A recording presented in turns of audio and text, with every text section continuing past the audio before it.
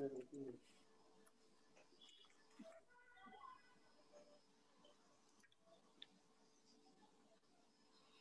স্বাগত জানাচ্ছি প্রবাস দর্পণ নিয়মিত সংলাপে। আপনারা জানেন সারা বিশ্বে কোভিড-19 মহামারীতে 14,20,000 মানুষ মারা গেছেন।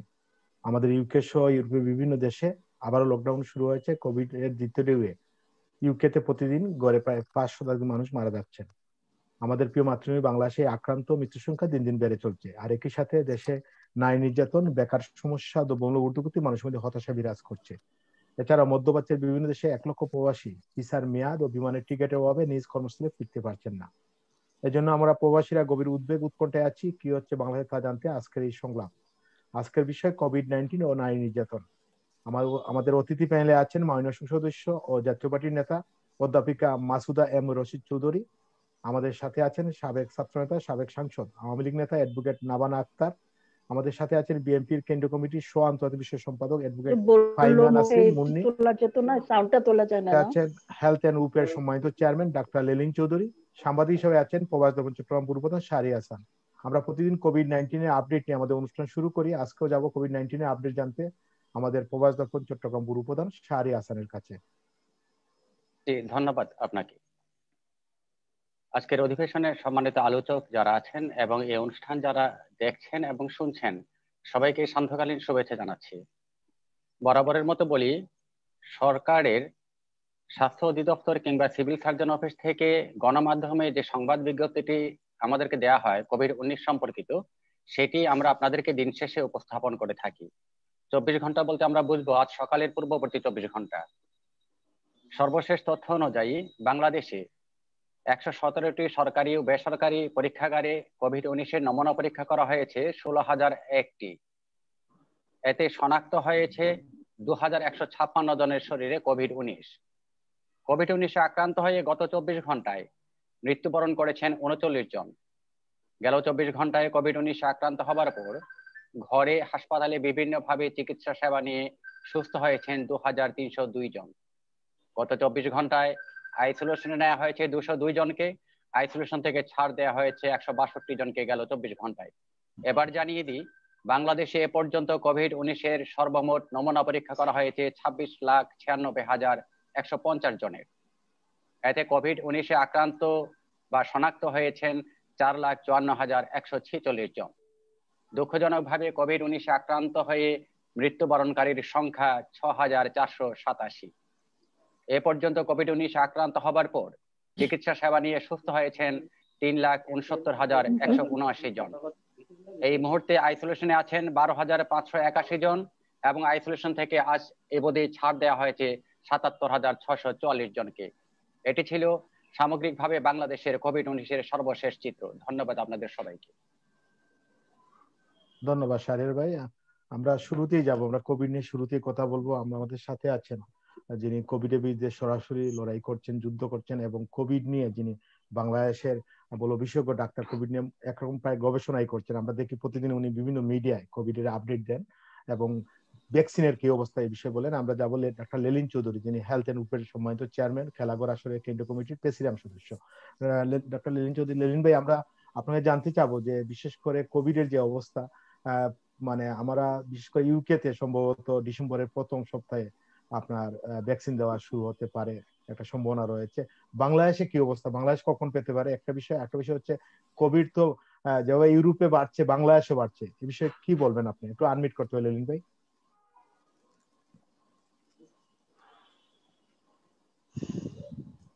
ধন্যবাদ।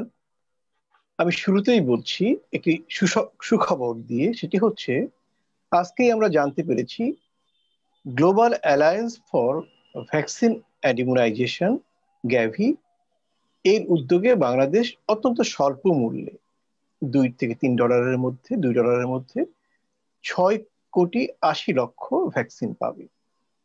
এর আগে ভারতের সেরাম ইনস্টিটিউটের সাথে ত্রিপক্ষীয় যে চুক্তি হয়েছে সে অনুযায়ী 3 কোটি ডোজ ভ্যাকসিন পাবে। তার মানে সব মিলে 9,80,00,000 ডোজ ভ্যাকসিন পাওয়ার একটি সম্ভাব্য ক্ষেত্র তৈরি হয়েছে। এটি যত দ্রুত পাওয়া যায় তত ভালো, কিন্তু আমরা এটিও জানি যে এখন পর্যন্ত তৃতীয় ফেজের পর্যায়ে ট্রায়ালে রয়েছে 13টি ভ্যাকসিন যার কোনোটি এখন পর্যন্ত থার্ড ফেজ ট্রায়াল সমাপ্ত করতে পারেনি। এবং আমরা জানি থার্ড ফেজ ট্রায়াল সমাপ্ত হলেই কিন্তু ভ্যাকসিনটি মানুষের ক্ষেত্রে ব্যবহারযোগ্য হবে না। এটি করার পর এই পর্বটি শেষ হলে পৃথিবীর বিভিন্ন নির্ভরযোগ্য যে বৈজ্ঞানিক সংস্থাগুলো ভ্যাকসিন নিয়ে কাজ করে, অনুমোদন দেওয়ার জন্য কাজ করে, এদের অনুমোদনের দরকার হবে, বিশ্ব স্বাস্থ্য সংস্থা সহ। এটি অনুমোদিত হওয়ার পরে যে দেশে এটি ব্যবহার হবে সেই দেশের এই সংক্রান্ত যে বৈজ্ঞানিক কমিটি রয়েছে তাদের দ্বারা এটি অনুমোদিত হতে হবে। ফলে বাংলাদেশে ভ্যাকসিনটা কবে আমরা পেতে পারি সেই ব্যাপারটা সুনির্দিষ্ট করে এখনই কিছু বলা যায় না। তবে আমরা মনে করছি সমস্ত প্রক্রিয়া শেষ হতে হতে আমরা ফেব্রুয়ারির প্রথম দিকে যদি দ্রুত পাই তাহলে সেরাম ইনস্টিটিউটের ভ্যাকসিনটা পেতে পারি। আর গ্যাভির ভ্যাকসিন পেতে পেতে আমাদের পুরো 2021 লেগে যাবে, কারণ এটি ধাপে ধাপে আসবে। প্রথম ধাপটা আমাদের পাওয়ার সম্ভাবনা রয়েছে জুনের দিকে। কিন্তু ভ্যাকসিন নিয়ে আলোচনার আগে চলমান যে ইনফেকশন আমরা সেটাকে গুরুত্ব দিতে যাচ্ছি, কারণ এই চলমান ইনফেকশনকে প্রতিরোধ করার জন্য, নিয়ন্ত্রণে আনার জন্য যে কাজগুলো করা দরকার আমরা সেই কাজগুলো করছি কিনা সেটি হচ্ছে সবচেয়ে বড় বিবেচ্য বিষয়।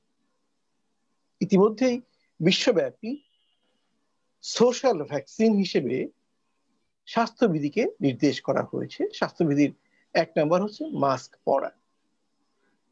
এই মাস্ক পরা নিয়ে বাংলাদেশে ঢাকা সহ নানা বড় শহরগুলিতে, জেলা শহরের অনেক জায়গায় ভ্রাম্যমাণ আদালত কর্তৃক মানুষকে একদিকে যেমন সচেতন করা হচ্ছে, অন্যদিকে শাস্তির ব্যবস্থা করা হচ্ছে এবং ক্ষেত্র বিশেষে অনেক জায়গায় মাস্ক বিতরণ করা হচ্ছে।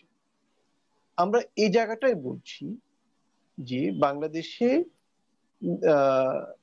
করোনা কালের আগে দারিদ্র্য সীমার নিচে বসবাসকারী মানুষের সংখ্যা ছিল কম বেশি 24% মতো। করোনা কালে প্রচুর সংখ্যক মানুষ নিম্ন মধ্যবিত্ত এবং নিম্ন বিত্তহীন মানুষের একটি অংশ দারিদ্র্য সীমার নিচে নেমে গিয়ে সেই সংখ্যাটি এখন 43 থেকে 45% দাঁড়িয়েছে। এটি ব্র্যাকের পরিসংখ্যান। তো সেই অনুযায়ী এই মানুষদেরকে আমরা বলছি যাদের চাল, আটা, আলু কেনার জন্য টানাটানি চলছে তাদেরকে বিনামূল্যে ভ্যাকসিন দেয়া হোক এবং এই বিনামূল্যে মাস্ক দেয়া হোক। এই মাস্কটি হতে হবে যেটি ধোয়া যায়, গেঞ্জি কাপড়ের 3 স্তর বিশিষ্ট মাস্ক। যদি একজন মানুষকে 4-5টি মাস্ক দেওয়া হয় তাহলে কিন্তু সেইটাকে ধুয়ে ধুয়ে সারা মাস পড়তে পারে। তো এরকম একটি উদ্যোগ সরকার, বিভিন্ন কল্যাণ সংস্থা, দেশের বিভিন্ন বড় বড় সংস্থা প্রতিষ্ঠান যাদের কর্পোরেট সোশ্যাল রেসপন্সিবিলিটি রয়েছে তারা এই কাজটি শুরু করতে পারে। কিন্তু আমরা দেখছি সংগঠিতভাবে দেশের কোথাও এই কাজটি এখনো শুরু হয়নি। এটি একটি গুরুত্বপূর্ণ ব্যাপার। দ্বিতীয় যে ব্যাপার সেটি হচ্ছে বারবার বলা হচ্ছে টেস্টের পরিধি বাড়ানোর জন্য। টেস্টের পরিধি বাড়ানোর জন্য একটি টেস্ট বান্ধব পরিবেশ তৈরি করতে হবে। তার মধ্যে একটি হচ্ছে যে মূল্যটি এখনো নেওয়া হয় করোনা টেস্ট করার জন্য 100 টাকা, এটি তুলে দেওয়া উচিত। কিন্তু এ ব্যাপারে সরকার এখনো স্পষ্টভাবে কিছু বলেননি। দ্বিতীয়ত হচ্ছে টেস্ট এর নমুনা দিতে গেলে একজন মানুষকে কমপক্ষে 2 দিন সময় দিতে হয়। একদিন গিয়ে নাম লেখাতে হয়, সিরিয়াল নিতে হয় এবং পরদিন নমুনা দিতে হয়। নমুনা দেওয়ার পরে পরীক্ষার রিপোর্ট, রেজাল্ট আসতে আসতে 3 থেকে 6 দিন লাগে। তো এতে মানুষ টেস্টমুখী হতে আগ্রহী না। ফলে এই জায়গাতে একটি ওয়ান স্টপ সার্ভিসের মতো করতে হবে, অর্থাৎ একবার গিয়েই মানুষ নমুনাটা দিতে পারবে এবং 24 ঘন্টার মধ্যে সে তার রিপোর্টটি পাবে। এই ব্যাপারটি করার ক্ষেত্রেও সরকারের নীতি নির্ধারকদের পক্ষ থেকে আমরা কোন রকম উদ্যোগ দেখতে পাচ্ছি না। তৃতীয়ত বিষয় সেটি হচ্ছে করোনাকে প্রতিরোধের জন্য সকল স্তরের মানুষকে নিয়ে একটি ব্যাপক প্রচার অভিযান শুরু করতে এখনো স্বাস্থ্য মন্ত্রণালয়ের পক্ষ থেকে কোনো উদ্যোগ লক্ষ্য করা যায়নি। আমরা আরেকটা জায়গায় খুব শঙ্কিত, আমাদের স্কুল কলেজগুলো বন্ধ, পরীক্ষা নেওয়া যাচ্ছে না। এসএসসির মতো গুরুত্বপূর্ণ পরীক্ষা পিছিয়ে দেওয়ার কথা ভাবা হচ্ছে। কিন্তু আমরা এর পাশাপাশি দেখতে পাচ্ছি বিভিন্ন রাজনৈতিক দল সভা সমাবেশ, মিছিল, মিটিং করে বেড়াচ্ছে। বিভিন্ন ধর্মীয় দলগুলো বিশাল বিশাল সমাবেশ করছে, যে এইসবের কোনোটিতেই কিন্তু স্বাস্থ্যবিধি মানা হচ্ছে না। এমনকি মানুষকে মাস্ক পরতে উদ্বুদ্ধ করার জন্য যে মিছিল করা হচ্ছে, সেখানেও কিন্তু আমরা দেখছি একটি বড় সংখ্যক মানুষ মাস্ক পরে নাই, শারীরিক দূরত্ব বজায় রাখে নাই। তার মানে কি দাঁড়াচ্ছে? মানে দাঁড়াচ্ছে যে আমরা সংক্রমণ ছড়ানোর জন্য যে পরিবেশ, সেই অনুকূল পরিবেশকে কিন্তু আমরা বাধা দিচ্ছি না। তাহলে কি দাঁড়াবে? স্কুল কলেজ বন্ধ থাকলো, কিন্তু এই যে সমাবেশ, মিটিং, মিছিল চলতেছে, এর মধ্য দিয়ে তো সংক্রমণ ছড়াতে থাকবে। এইসব ক্ষেত্রেও আমরা নীতি নির্ধারকদের স্পষ্ট দৃঢ় কোনো ভূমিকা আমরা লক্ষ্য করিনি। দ্বিতীয় আরেকটা ব্যাপার, মানুষ রোগাক্রান্ত হয়ে গেলে হাসপাতালে যাবে। হাসপাতালে আমরা এর আগেই জানি যে আইসিইউ এর সিট, সক্রিয় শয্যা সংখ্যা যে ব্যবহারযোগ্য, সেটি আগের চেয়ে কমে গিয়েছে। এটি বাড়ানোর জন্য উদ্যোগ নেওয়া হয়নি। আমরা জানি বেশ আগেই কিছু প্রস্তাব ছিল, সেটা হলো যে হাই ফ্লো ন্যাজাল ক্যানুলা সরকারের পক্ষ থেকে কেনা। সেটি কিন্তু এতদিনেও কিনে হাসপাতালগুলোতে সরবরাহ করা হয়নি। আমরা নানা সূত্রে জানতে পেরেছি যে প্রায় 500-র মতো হাই ফ্লো ন্যাজাল ক্যানুলা বাংলাদেশে সরকার আমদানি করেছে। সেগুলো দ্রুত ডিস্ট্রিবিউট করে, বন্টন করে ব্যবহারের উপযোগী করা দরকার। আর এতদিন পর্যন্ত বিভিন্ন সরকারি হাসপাতালে যে হাই ফ্লো ন্যাজাল ক্যানুলা গুলো ছিল, সেগুলো কিন্তু বিভিন্ন মহৎপ্রাণ মানুষ এবং প্রতিষ্ঠানের অনুদানে ছিল। তার একটি অংশ অকার্যকর হয়ে গিয়েছে গত দিনগুলিতে ব্যবহার করতে করতে। সেগুলোকে কিন্তু কার্যকর করার জন্য, অর্থাৎ মেরামত করে কার্য উপযোগী করার কোনো উদ্যোগ এখনো নেওয়া হয়নি। এরকম একটি বিষয়। তৃতীয়ত যে ব্যাপারটা, সেটা হচ্ছে আমরা জানি কোভিড-19 যুদ্ধে সম্মুখ সারির সৈনিক হচ্ছে চিকিৎসক, নার্স সহ স্বাস্থ্যকর্মীরা। পরবর্তী যে অর্থ দেওয়ার কথা সেটা দেয়া, বাসস্থান ঘটিত ব্যাপার, এবং একজন চিকিৎসককে খুব আইনের বেআইনি ভাবে পুলিশ একটি মামলায় জড়িয়ে দিয়ে গ্রেপ্তার করা ইত্যাদির মধ্য দিয়ে দেশের চিকিৎসক সমাজের মধ্যে, দেশের নার্স সহ স্বাস্থ্যকর্মীদের মধ্যে যে হতাশা বিরাজ করছে, সেই হতাশাকে কাটিয়ে তোলার জন্য, তাদেরকে অনুপ্রাণিত করার জন্য, উদ্বুদ্ধ করার জন্য এখনো নীতি নির্ধারকদের পক্ষ থেকে, মন্ত্রণালয়ের পক্ষ থেকে কোনো সক্রিয় কর্মসূচি, কার্যবলী গ্রহণ করা হয় নাই। আমরা সাবধান করে দিয়েছি, একটি হতোদ্যম সৈন্যবাহিনী নিয়ে কিন্তু যুদ্ধে জেতা যায় না। করোনা যুদ্ধে জিততে হলে সমগ্র সারির যোদ্ধা যারা ডাক্তার, নার্স সহ সমস্ত চিকিৎসা কর্মী, তাদেরকে উদ্বুদ্ধ করবে, তাদেরকে অনুপ্রাণিত করতে হবে। মনে রাখতে হবে, শুধু প্রজ্ঞাপন জারি করে, আমলাতান্ত্রিক দৃষ্টিভঙ্গি দিয়ে করোনার মতো এই মহামারীকে প্রতিরোধ করা যায় না, নিয়ন্ত্রণ করা যায় না। যারা করার চেষ্টা করেছে, যত শক্তিধর দেশই হোক না কেন, আমেরিকার মতো, তারা কিন্তু ব্যর্থ হয়েছে। অতএব সময় থাকতেই সাধু সাবধান হন, নইলে সামনের দুর্যোগে আমরা কিন্তু আবার দিশাহারা হয়ে যাব। শত মানুষের, শত স্বজনের মৃত্যুতে, তাদের স্বজনের আহাজারিতে, হাজার মানুষের ভোগান্তিতে দেশের বাতাস ভারী হয়ে উঠবে। হাসপাতাল কিন্তু আবারও সিটের সংকটে পড়বে। আমরা রাস্তায় মানুষকে মৃত্যুবরণ করার মতো দুঃখজনক ঘটনা দেখব। আমাদের মনে রাখা দরকার, প্রতিরোধযোগ্য একটি মৃত্যু জাতির জন্য দুঃখজনক, এবং তার জন্য যারা দায়ী তাদেরকে জবাবদিহিতার মুখোমুখি করা উচিত। ধন্যবাদ সবাইকে। ধন্যবাদ লিলিন ভাই, আবার আসবো আপনার কাছে। আমি যাবো এখন, আমাদের সাথে আছেন বিএনপির কেন্দ্রীয় কমিটির সহ আন্তর্জাতিক বিষয়ের সম্পাদক অ্যাডভোকেট ফাহিমা নাসরিন মুন্নি আপা। মুন্নি আপা, আপনাকে স্বাগত জানাচ্ছি। মুন্নি আপা, আমরা আজকে যে বিষয় নিয়ে কথা বলছি কোভিড-19 ও নারী নির্যাতন। আমরা দেখতে পাচ্ছি যে বিশেষ করে একদিকে চলছে মহামারী, মানুষ মারা যাচ্ছে সারা বিশ্বে এবং বাংলাদেশ মানুষ মারা যাচ্ছে। একই সাথে কিন্তু নারী নির্যাতন প্রতিনিয়ত চলছে, প্রতিনিয়ত আমরা দেখতে পাই নিউজ পেপার গুলাতে। আমরা বিভিন্ন নারী দর্শন করা হচ্ছে, নারী নির্যাতন করা হচ্ছে এবং শিশুদেরকেও নির্যাতন করা হচ্ছে। এ ব্যাপারে কি বলবেন আপনি? ধন্যবাদ আপনাকে। কোভিডের কথা একটু বলতে হয় শুরুতে। আপনার মাধ্যমে আমার যারা সহ আলোচক আছেন এবং যারা দর্শক শ্রোতা আছেন, আসসালামু আলাইকুম। দেখেন, এখন এই করোনাকালীন মহামারীতে আমরা যখন অত্যন্ত আতঙ্কের ভেতর দিন কাটাচ্ছি প্রত্যেকটা মানুষই, এখন আমরা দেখছি যে আমাদের যিনি স্বাস্থ্যমন্ত্রী আছেন উনি বললেন যে করোনাকালীন মহামারীতে দেশে একজন কোভিড রোগীর জন্য সরকার 1.5 লক্ষ থেকে 5 লাখ টাকা ব্যয় করছে। এটা জানিয়েছেন স্বাস্থ্যমন্ত্রী। তিনি বলেছেন যে করোনাকালীন মহামারীতে দেশের সরকারি হাসপাতালে সাধারণ মানুষের চিকিৎসা দিতে সরকার প্রতিদিন একজন করোনা রোগীর পেছনে সাধারণ বেডে 15,500 টাকা ও আইসিইউ বেডে প্রতিদিন 47,000 টাকা ব্যয় করছে।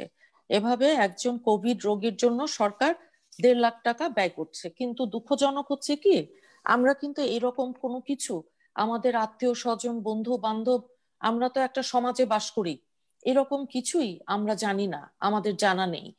এটাও বলেছিলেন উনি যে আমরা খুব আনন্দিত যে ইতিমধ্যেই বাংলাদেশে কোভিড আক্রান্ত রোগীর সংখ্যা কমে গেছে, মৃত্যুর হারও কমে গেছে, সুস্থতা বেড়ে গেছে, বেশি দিন লাগবে না, বাংলাদেশ থেকে কোভিড চলে যাবে, ভ্যাকসিন প্রয়োজন হবে কিনা জানি না। এখন দেখেন, একজন অত্যন্ত গুরুত্বপূর্ণ জায়গা থেকে স্বাস্থ্য আমাদের একটা মৌলিক যে অধিকার, স্বাস্থ্য চিকিৎসা, সেখানে আমাদের স্বাস্থ্যমন্ত্রীর বক্তব্য আমাদেরকে কিন্তু মর্মাহত করে। উনি এটাও বলেছিলেন ভেন্টিলেটরের কোনো প্রয়োজন নেই, ভেন্টিলেটরে প্রায় সবাই মারা যায়। এখন হয় কি, আমরা কিন্তু সময় পেয়েছিলাম, সময় আমরা কিছু পেয়েছিলাম, কিন্তু সেই সময়ে আমরা প্রথম 3 মাস স্বাস্থ্য বিভাগকে দেখিনি তেমন ভাবে কোনো কাজ কিংবা উদ্যোগ ওনারা গ্রহণ করেছেন, সমন্বিত কোনো প্রচেষ্টা, সেটার কথা বলছি। কিন্তু কোভিড আর নন কোভিড এগুলার দেখেন চিকিৎসার কি ধরন হবে। যে কেউ হসপিটালে গেলেই বলে করোনার রিপোর্ট দেখান। এখন সাধারণ সব মানুষের কাছে কিন্তু আপনি জানেন যে আমাদের দেশে করোনা টেস্টটা অত্যন্ত অপ্রতুল, সেভাবে পাওয়া যায় না। আর টেস্টের কি ব্যবস্থা, আমাদের 64 জেলায় 64টা ল্যাব করা যেত, ল্যাবরেটরি, সেরকম কিছু কি করা হয়েছে? না, করা হয়নি। এইদিকে আমরা দেখলাম যে দেখেন, মধ্যপ্রাচ্যের বিভিন্ন দেশ থেকে, ইটালি সহ, কুয়েত, বাহরাইন সহ, সৌদি আরবে লক্ষ লক্ষ মানুষ ফেরত আসার অপেক্ষায় আছে, আবার লক্ষ লক্ষ মানুষ বাংলাদেশ থেকে ফেরত যাওয়ারও অপেক্ষায় আছে।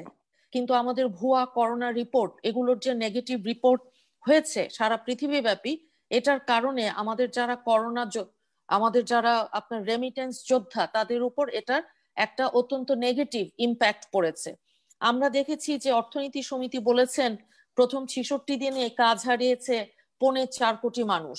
এগুলো আমাদের জন্য অত্যন্ত দুঃখজনক এবং এখানে বিশেষত দুর্নীতি, অব্যবস্থাপনা, সমন্বয়হীনতা, এগুলোর কারণে আমরা দেখেছি। এবং সেই সাথে এটাও দেখলাম যে স্বাস্থ্য অধিদপ্তরে এক একজন আঙুল ফুলে কলা গাছ, পিয়ন, ড্রাইভার থেকে হাজার হাজার কোটি টাকার মালিক, আবার 9-10 জন ঠিকাদারের হাতে পুরো এই স্বাস্থ্য বিভাগটাই আপনার জিম্মি, যেখানে একজন ঠিকাদার যে মিঠু, উনি বহু কোটি টাকা দুর্নীতি করে উনি নাকি চালিয়ে আসছেন, এগুলো প্রথম আলোর রিপোর্ট, যে এরপরে এখন উনি বিদেশে। এই কথা বলে এখন আমি আপনার আজকের যে আপনি নারী নির্যাতন, শিশু নির্যাতন এটার সাথে রেখেছেন, এখন দেখেন অত্যন্ত দুঃখজনক হলো সত্যি যে একদিকে আমরা যেমন করোনা মহামারীর ভ্যাকসিন চাচ্ছি, আরেকদিকে আমরা কিন্তু ধর্ষণ এবং আরেকদিকে যে দুর্নীতি হচ্ছে সমান তালে, এরও ভ্যাকসিন আমাদের খুব প্রয়োজন হয়ে পড়েছে। আমরা দেখেছি, দেখেন যে রামদা দিয়ে প্রকাশ্যে খাদিজাকে কুপিয়ে কিভাবে তার মাথা কয়েক ভাগ করে ফেলা হয়েছিল সিলেটের বদরুল। খাদিজার ভাগ্য ভালো, মারতে মারতে মানে একদম মারা যাওয়া, মরতে মরতে বেঁচে গিয়েছে, বহু চিকিৎসা, বহু কিছু করে, কিন্তু এটার কি বিচার হয়েছে বজরুলের সেটা আমরা আমাদের জানা নেই।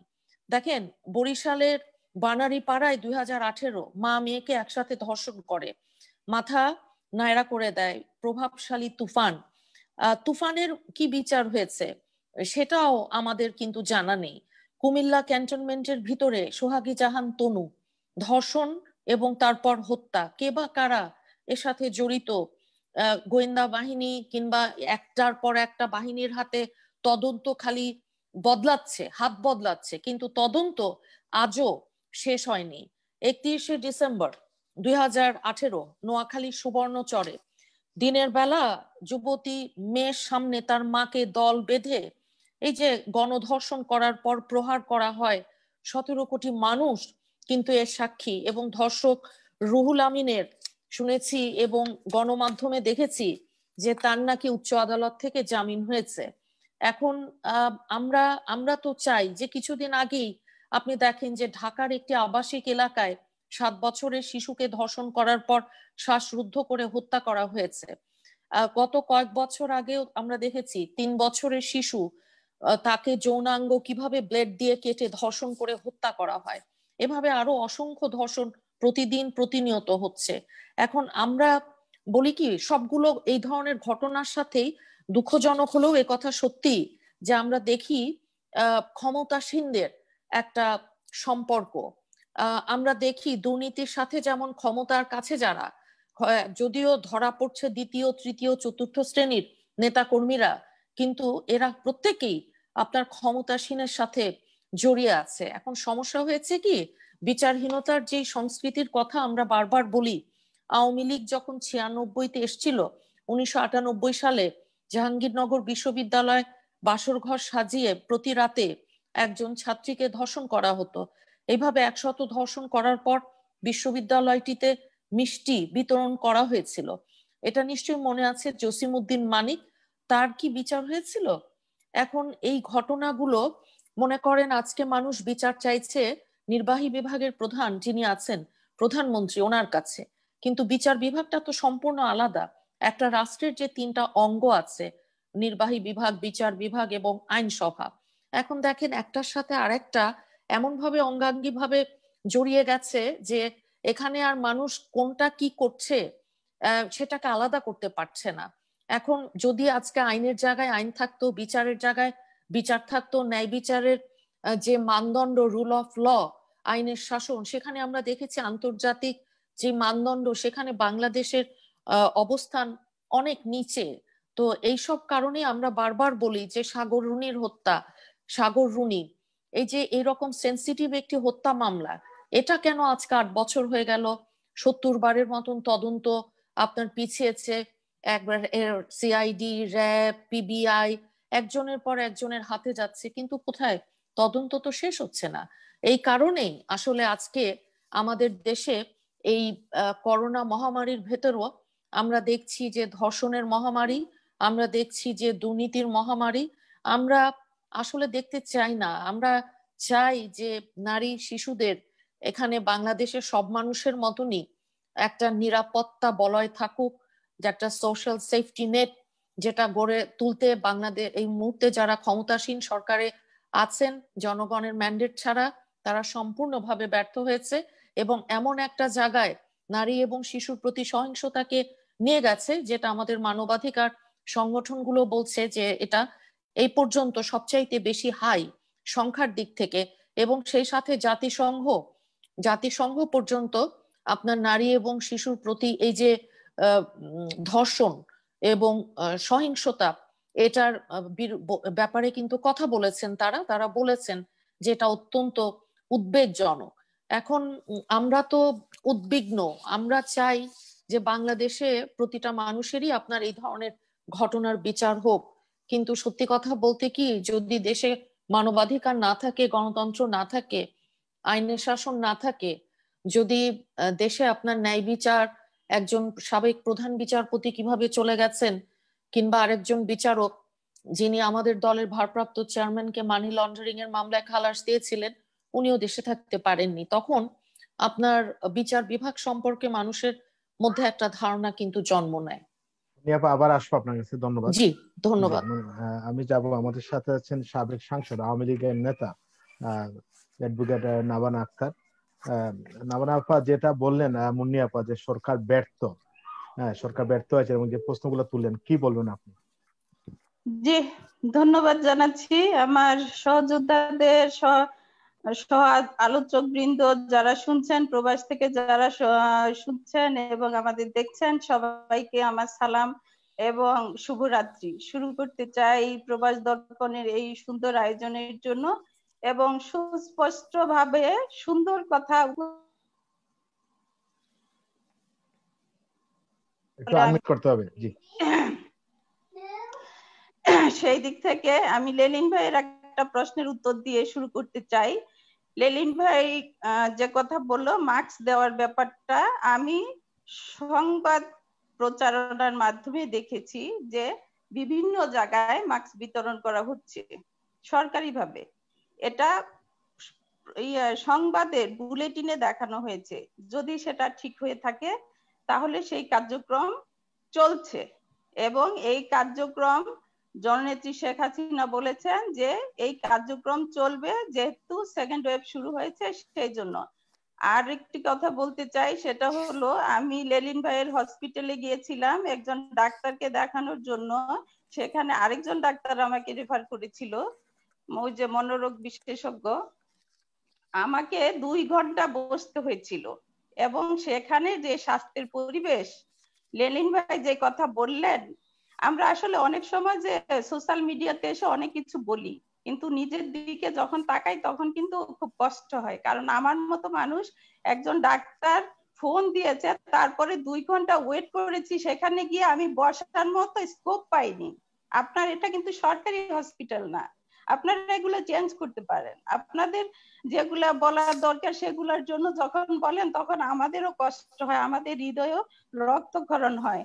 স্কুল কলেজ বন্ধের কথা বলেছেন, বিশ্বের বিভিন্ন দেশে যখন আমরা দেখেছি স্কুল কলেজগুলো খুলে দিয়েছিল তখন কিন্তু শিশুরা আক্রান্ত হয়েছে এবং তারা আবার বন্ধ করতে বাধ্য হয়েছে। সুতরাং সেই প্রেক্ষাপট থেকে আমরা জননেত্রী শেখ হাসিনা যেটা করেছেন সেটাকে আমরা সাধুবাদ জানাই। কারণ আমরা চাই যে একটা সুন্দর পরিবেশে, আমরা যদি এই শিশুদেরকে সুন্দর পরিবেশে স্কুলে যেতে না দিতে পারি তাহলে আমরা মনে হয় যে আমাদের জন্য অশনি সংকেত অপেক্ষা করছে। সেই দিক থেকে এই প্রেক্ষাপটে এখন স্কুলগুলো খোলা যাচ্ছে না। ধর্মীয় বিভিন্ন জনসভার কথা বলছে, কোন জনসভাকেই সরকার সমর্থন করছে না, কিন্তু কিছু স্বপ্রণোদিত হয়ে যখন করছে তখন যদি পুলিশ গিয়ে বাধা দেয় তখনই বলে পুলিশকে লেলিয়ে দেওয়া হচ্ছে। সুতরাং সেটাও কিন্তু একটা সরকারের দোষ। আসলে সরকারের কোনো কাজে, সরকার যখন স্মুথলি কোনো কাজ করতে যায় তখনও সমস্যা, যখন প্রতিবন্ধকতা সৃষ্টি করে তখনও সরকারের বিভিন্ন ধরনের সমালোচনার সম্মুখীন হতে হয়।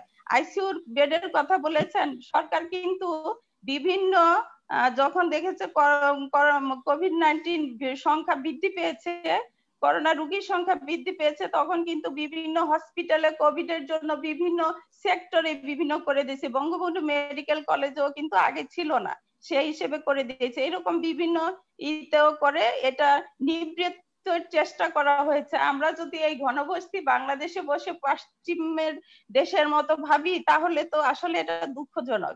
কারণ হচ্ছে আমরা এত জনবহুল বাংলাদেশের মানুষকে সচেতন করার জন্য আসলে সরকারের সাথে আমরা যারা সুশীল বলে দাবি করি বা অন্যান্য দল যারা আছে, যারা বলে আমরা একটা দলের প্রতিনিধিত্ব করি, তাদেরও দায়িত্ব আছে, তাদেরও জনগণের প্রতি কমিটেড থাকা উচিত। কারণ হচ্ছে তাদেরকে আমরা যখন পাই না, শুধু গলাবাজি করার জন্য বা সোশ্যাল মিডিয়াতে যাওয়ার জন্য, কে কত পরিবারের দায়িত্ব নিচ্ছে। জননেত্রী শেখ হাসিনা যখন বলেছেন তখন আমাদের এই আওয়ামী লীগের কত নেতা কর্মী, কত সিনিয়র নেতারা মারা গেল কোভিডে আক্রান্ত হয়ে। আসলে কি মানুষ যখন কৃতজ্ঞতা স্বীকার করেন না তখন কিন্তু খুব কষ্ট হয়।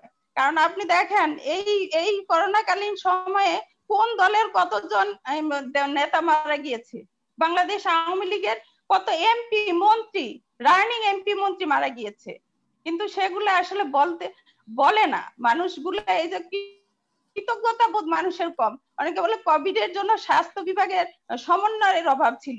বিশ্বের বিভিন্ন দেশে যখন শুরু হয়েছে তখন থেকেই বাংলাদেশ প্রস্তুতি নিয়েছিল। এটা তো অদৃশ্য সংক্রামক ব্যাধি, এটাকে নিয়ে রিসার্চ করতে এখনো চিকিৎসকরা হিমশিম খাচ্ছে। বিভিন্ন সময় এটা বিভিন্ন ভাবে পর্যায়ক্রমে চেঞ্জ হচ্ছে। বিভিন্ন এখন তো জ্বর না হলেও দেখা যায় কোভিড হচ্ছে, পজিটিভ চলে আসছে। সুতরাং সেখানে সরকারের সাথে সবারই সমন্বিত ভাবে চেষ্টা করতে হবে। শুধু বসে থেকে সরকার কি করলো সরকার কি করলো সরকার কি করলো, তাহলে আমি ব্যক্তি আমি কমিটেড না? আমি তো আমার এলাকায় আমি যদি দায়িত্ব নিতে পারি, তাহলে যারা কেন্দ্রীয় নেতা আছে বলে নিজেদের দাবি করে, তাদেরও তো তাদের এলাকায় দায়িত্ব আছে না? অবশ্যই আছে। আবার একজন বললেন কি, ফাহিমা নাসরিন মুন্নিয়াপা বললেন জসিমউদ্দিন মানিকের কথা। আমি দায়িত্ব নিয়ে বলতে চাই, জসিমউদ্দিন মানিক জাহাঙ্গীরনগর ইউনিভার্সিটি ছাত্র দলের প্রেসিডেন্ট ছিলেন। আমি দায়িত্ব নিয়ে আজকের দিনে বলে গেলাম, জসিমউদ্দিনের বাড়ি আমার এলাকায়। জসিমউদ্দিন মানিক শরীয়তপুরের ছেলে। সুতরাং ওই যে চ্যাম্পিয়নের কথা বলেন, তখন তো সেই সময় বিএনপির সময় ছিল। তো সুতরাং আপনারা ওগুলা বলে না, আসলে মানুষ যখন নিজেদের পাপের ভারটা বেশি হয়ে যায় তখন মানুষের কত অন্যরকম সুর বের হয়, এগুলো আসলে দুঃখজনক। আবার বলছেন বিচারহীনতার প্রক্রিয়া, বিচারহীনতার প্রক্রিয়া তো বিএনপির শুরু। বিচারহীনতার প্রক্রিয়াকে বিচার প্রক্রিয়া করেছে জননেত্রী শেখ হাসিনা। আজকে যে কথা শুনতে পান, সহজেই শুনতে পান, সেটা ডিজিটাল বাংলাদেশের জন্য, সোশ্যাল মিডিয়ার জন্য এবং জননেত্রী শেখ হাসিনার গণতান্ত্রিক বাংলাদেশের জন্য। মানুষ যা করছে সাথে সাথে সোশ্যাল মিডিয়া আসছে। জননেত্রী শেখ হাসিনা বলেন যে কোনো অপরাধীকে ছাড় দেওয়া হবে না, সে যেই হোক তাকে সাথে সাথে অপরাধী হিসাবে চিহ্নিত করা হবে। আগে তো সেই প্রক্রিয়া ছিল না। আগে যুবদল ছাত্রদল, আপনারা কি ভুলে গেছেন ফাহিমা পূর্ণিমার কথা? পূর্ণিমার মা, পূর্ণিমার ট্রমাটা আমি ট্রিটমেন্ট করতে সেখানে গিয়েছিলাম, ট্রমা সেন্টারে ছিল সে। তার মা আমার কাছে বলেছিল যে বোন, আমি দিদি আমি পায়ে ধরেছিলাম ওদের, যে বাবারে আমার ছোট মেয়ে একজন একজন করে যাও। ভুলে গেছেন আপনারা সেদিনের কথা? বাগেরহাটের অন্তঃসত্ত্বা মহিলা নৌকা মার্কায় ভোট দিয়েছে বলে অন্তঃসত্ত্বা মহিলাকে গ্যাং রেপ করা হয়েছিল, ভুলে গেছেন সেগুলোর কথা? আমরা সেই পুরনো কথা বলতে চাই না, কিন্তু আপনারা কোনো কথা বললে সেগুলা রেফারেন্স। আর যে নারী নির্যাতনের কথা বলেন, নারী নির্যাতনের সেই আইন তো 1995 সালে শুরু হয়েছে। সুতরাং সেই সময়ের প্রয়োজনে সেটা শুরু করতে বাধ্য হয়েছিল সরকার, বিএনপি। সেটাকে অ্যামেন্ডমেন্ট করা হয়েছে 2000 সালে। সুতরাং আমরা যেগুলো বলতে চাই সেটা হচ্ছে সরকার সব ক্ষেত্রে সোচ্চার হয়ে এই যে উন্নয়নের ধারা, এখন যেভাবে আমরা 5 মিনিটের মধ্যে এই ফ্লাইওভার দিয়ে যাত্রাবাড়ি চলে যাই, কখনো কল্পনা করতে পেরেছিলাম হাতিঝিলের মতো এত উন্নয়ন? পদ্মা সেতুতে 3টা স্প্যান বসলে আমরা মাওয়ার ওই পারে যেতে পারবো? এটা কি কখনো কল্পনায় ছিল? যারা উন্নয়নের ধারাকে ব্যাহত করতে চায়, যারা বাংলাদেশের উন্নয়নের জননেত্রী শেখ হাসিনার এই উন্নয়নকে ব্যাহত করতে চায়, যারা উন্নয়নকে চোখ থাকতে দেখতে পায় না, কান থাকতে বধির হয়, তারা এই ধরনের কথাবার্তা বলে। কারণ হচ্ছে যদি এরকম হয়, নারী নির্যাতনের কথা বলেন আর যে ধর্ষণের কথা বলেন, সেগুলা অনেক অনেক গুণ বেশি ছিল আগে। এখন তো মিডিয়া সোচ্চার, এখন জননেত্রী শেখ হাসিনা গণতান্ত্রিক ভাবে প্রত্যেককে গণতান্ত্রিক অধিকার দিয়েছেন বলে সাথে সাথে মিডিয়া চলে আসছে। জননেত্রী শেখ হাসিনা বিচারের আওতায় এনেছেন। ছাত্র দলের কোন ছেলেকে সেই সময় শুনেছেন যে তারা ছাত্র দলের ছেলেরা গ্যাংরেপ করেছে? আমাদের এলাকার নেতৃবৃন্দ সেটাকে খুঁজে বের করতে হয়েছে যে অমুক এলাকায় এটা করেছে, কিন্তু সাংবাদিকরা পর্যন্ত তার থেকে রেহাই পায়নি। প্রধান বিচারপতির কথা বলে প্রধান বিচারপতির দরজায় লাথি মেরেছিল এই বিএনপিরা। সুতরাং আমরা বলি যে আমরা জননেত্রী শেখ হাসিনা বঙ্গবন্ধুর কন্যা, বঙ্গবন্ধুর কন্যা। সুতরাং বলতে চাই যে এই দেশের শোষিত নিপীড়িত মানুষের জন্য যদি কেউ দাঁড়িয়ে থাকে,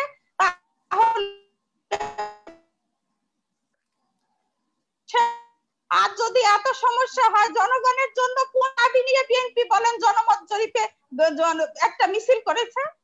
একটা মিছিল হয়েছে এই বাংলাদেশে?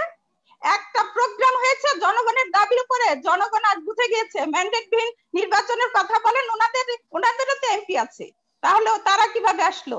নিজেরা যখন দ্বিমুখী কথা বলেন, এটা আসলে বলতে খারাপ লাগে, যে লয়ার বলা ঠিক না। কারণ হচ্ছে তাহলে তারা কিভাবে আসলো? তারা তো একজন জনগণ যদি ভাবে যে এটা করা উচিত না, জনগণকে সাথে নিয়ে সেই আন্দোলনে সফল হওয়া তো সময়ের ব্যাপার, তাৎক্ষণিক সময়ের ব্যাপার। আর আজ মানুষ তো এখন সোচ্চার, মিডিয়াতে একটা কথা বলার সাথে সাথে সেটা ভিডিও ভাইরাল হয়ে যাচ্ছে, সাথে সাথে সেটার প্রতিবাদ হচ্ছে, মানুষ নেমে যাচ্ছে, যে কোনো ঘটনার জন্য মানুষ নেমে যাচ্ছে। তাহলে সরকার যদি অন্যায় করতো, তাহলে জনগণ নিশ্চয়ই ঘরে বসে থাকতো না। জনগণ যখন বুঝতে পেরেছে জননেত্রী শেখ হাসিনা যা করছে তাদের জনকল্যাণের জন্য করছে, কল্যাণমুখী কাজ করছে, তখন মানুষ সেটাকে স্বাগত জানাচ্ছে এবং মানুষ সেটাকে সসম্মানে সেটাকে শ্রদ্ধা করে সেই কাজের সাথে অংশীদার হচ্ছে। কারণ মানুষ এখন উন্নত জীবন যাপন করছে। এই যে এতক্ষণ বসে আরামে আপনাদের সাথে কথা বলছি, সেটাও তো জননেত্রী শেখ হাসিনার সাফল্যের জন্য। ওনারা 5 বার দুর্নীতিতে চ্যাম্পিয়ন হয়ে দেশের প্রত্যেকটা সেক্টরে, উন্নয়নের প্রত্যেকটা সেক্টরে 12টা বাজিয়ে দিয়েছে। 32,000 মেগাওয়াট, 3200 মেগাওয়াট, 4300 মেগাওয়াট ছিল, সেটাকে নামিয়ে 5 বছরে যখন নেমে গিয়েছে তখন 3200 মেগাওয়াটে নামিয়ে দিয়ে গেছিল। আজ বিদ্যুতে সারাক্ষণ সার্বক্ষণিক বিদ্যুৎ ব্যবস্থা হচ্ছে, 100টা অর্থনৈতিক অঞ্চল হয়েছে, হাজার হাজার মানুষ কর্মসংস্থান হয়েছে। কর্মহীন মানুষের কথা বলছেন, পশ্চিমা দেশগুলোতে আমার এলাকায় নড়িয়া, আমার এলাকায় সবচেয়ে বেশি প্রবাসী থাকে, সেইখানে প্রত্যেক দেশে সব লকডাউন চলছে এবং সবাই ঘরে বসে আছে। সুতরাং আমরা যদি এখানে বসে বলি কর্মহীন হয়ে পড়েছে, সেই জন্য আপনাদের বিএনপিতে তো অনেকে আছে এত ক্ষমতাধর, অনেকের অনেক টাকা, অনেকে অনেক টাকা পাচার করেছিলেন, আপনাদের অনেক ডাক্তার আছে, কই আপনারা 10টা সেন্টার করেন, হসপিটাল করে দেন জনগণের জন্য, যে আমরা 10টা হসপিটাল করে দিলাম জনগণের জন্য, জনগণের সেবা হোক, সেটা তো করছেন না। শুধু সরকার কি করবে, আওয়ামী লীগ কি করলো সেটার জন্য করে আছেন। আপনাদেরও কমিটেড থাকা উচিত। কারণ আপনি দেখেন, আমি শরীয়তপুরের মেয়ে, আমি শরীয়তপুর জেলা আওয়ামী লীগের নেতা, আমি একটা ক্ষুদ্র কর্মী আওয়ামী লীগের, আমি 500 পরিবারের দায়িত্ব নিয়েছিলাম যখন জননেত্রী শেখ হাসিনা ঘোষণা দিয়েছিলেন প্রথম কোভিডের সময় যে সকলের অবস্থান থেকে সকলের সবাইকে সাহায্য করতে হবে। আপনাদের একজন নেতার কথা বলেন, যে একজন নেতা আপনাদের সেই এলাকায় 500 পরিবারের দায়িত্ব নিয়ে 500 জনকে দায়িত্ব দিয়েছে। আমাদের সকল নেতা কর্মী সকলে পাশে থেকে সকলের সর্বাত্মকরণে এই কোভিড কে মোকাবেলা করেছে। আমাদের অনেকেই নিহত হয়েছে, সেই সাথে আহত অনেকে হসপিটালে আছে। সুতরাং বলতে চাই, যে কোনো অনাকাঙ্ক্ষিত ঘটনার জন্য শুধুমাত্র সরকার না, এখানে আমাদের সকলের সমবেতভাবে বলতে হবে, সবাইকে সচেতন। ধন্যবাদ নাবান আপা, আবার আসুন। আমাদেরকে সেই সচেতনতা সরকার দিলেই তো হবে না, এত লোক সেখানে সরকার ঘোষণা দিচ্ছে, প্রশাসন কাছে 1 মিনিট শেষ করছি, সরকার ঘোষণা দিচ্ছে, সেই সাথে আমাদের যে যার অবস্থানে আছি সেখান থেকে আমরা সচেতন করি না। আমরা তো আমার প্রতিবেশী সহ 100 জনকে সচেতন করি, তাহলেই তো দেশটা সচেতন হয়ে যায়, মানুষ সচেতন হয়ে যায়। এখন অনেক সচেতন হয়েছে, আগের চেয়ে মাস্কের পরিমাণ অনেক বেড়েছে, যতদিন ভ্যাকসিন না আসে মানুষ মাস্ক ব্যবহার করবে, এটাকে আমরা আসুন সবাই মিলে এটাকে সচেতন করি, যে মানুষ অন্তত নিজের সুরক্ষিত হোক, সমাজ এবং দেশকে সুরক্ষিত রাখুক। ধন্যবাদ সবাইকে। ধন্যবাদ নাবান আপা, ধন্যবাদ। আবার আসবো আপনার কাছে। আমি এখন যাব, আমাদের সাথে আছেন মাননীয় সংসদ সদস্য, জাতীয় পার্টির সিনিয়র প্রেসিডেন্ট সদস্য, ঢাকা বিশ্ববিদ্যালয়ের সমাজ বিজ্ঞান ও সংস্কৃতি বিভাগের চেয়ারম্যান ডক্টর মাসুদা রশিদ চৌধুরী। মাসুদা ভাই যাবো। মাসুদা আপা, আপনি একটু আনমিউট করতে হবে প্লিজ, একটু কাইন্ডলি একটু আনমিউট করেন, আপনারা মিউট করে একটু আনমিউট করেন প্লিজ। মাসুদা আপা, আমরা যেটা মানে জি জি জি, থ্যাংক ইউ মাসুদা আপা। আমার প্রশ্নটা হচ্ছে যে আমরা তো আজকে কথা বলছি কোভিড-19 এবং নারী নির্যাতন নিয়ে। তো আমরা জানি যে আপনি ঢাকা বিশ্ববিদ্যালয়ের সমাজ বিজ্ঞান বিভাগে আছেন। এই যে নারী নির্যাতন তো বেড়ে যাচ্ছে প্রতিনিয়ত, এবং আপনি একজন শিক্ষক হিসাবে যে সামাজিক মানুষের দায়বদ্ধতার জায়গাটা কি বলবেন, কি কারণে এই ইয়েটা বাড়ছে? দেশে প্রথম দিকে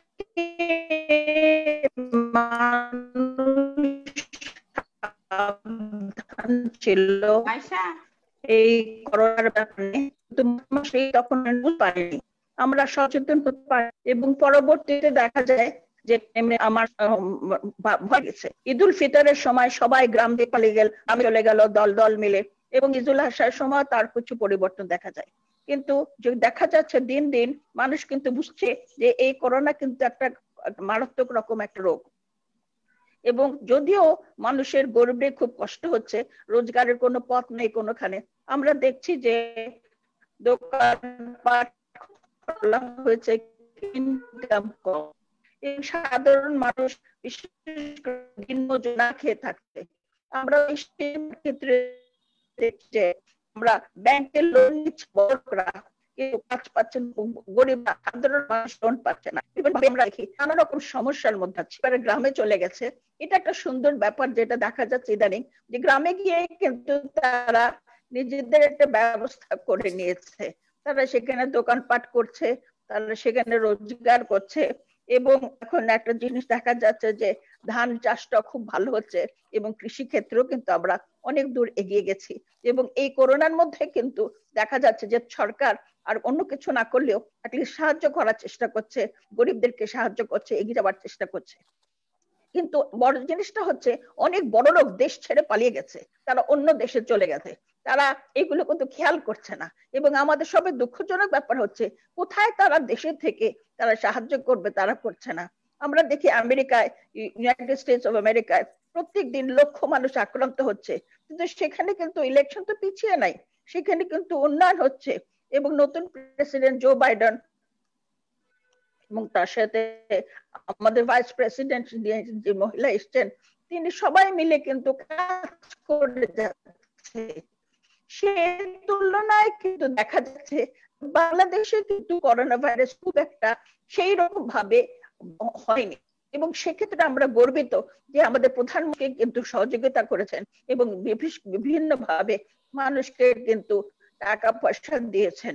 এবং আমরা যে জিনিসটা দেখি যে গ্রামগঞ্জে মানুষ কিন্তু এখন খুব একটা কষ্টে নেই, ধান চাষ করলে ভালো মতনই আছে এক এক রকম, কিন্তু এইরকম তার বেশি দিন চলবে না, দেশে তো পরিবর্তন আসবে। এবং সবচেয়ে গুরুত্বপূর্ণ বিষয় হচ্ছে যে আমরা এই দেশকে গড়ে তোলার জন্য কি করব। এবং আমরা মনে করি যে এরকম ভাবে সবসময় তো থাকা যাবে না, দেশটা তো গড়তে হবে। সেজন্য আমরা দেখি, যেহেতু আমি একজন ব্যবসায়ীও, নারী নির্যাতনের আমি নারীর সাথে জড়িত আছি, আমি ক্ষুদ্র কুটির শিল্পের সাথে জড়িত আছি।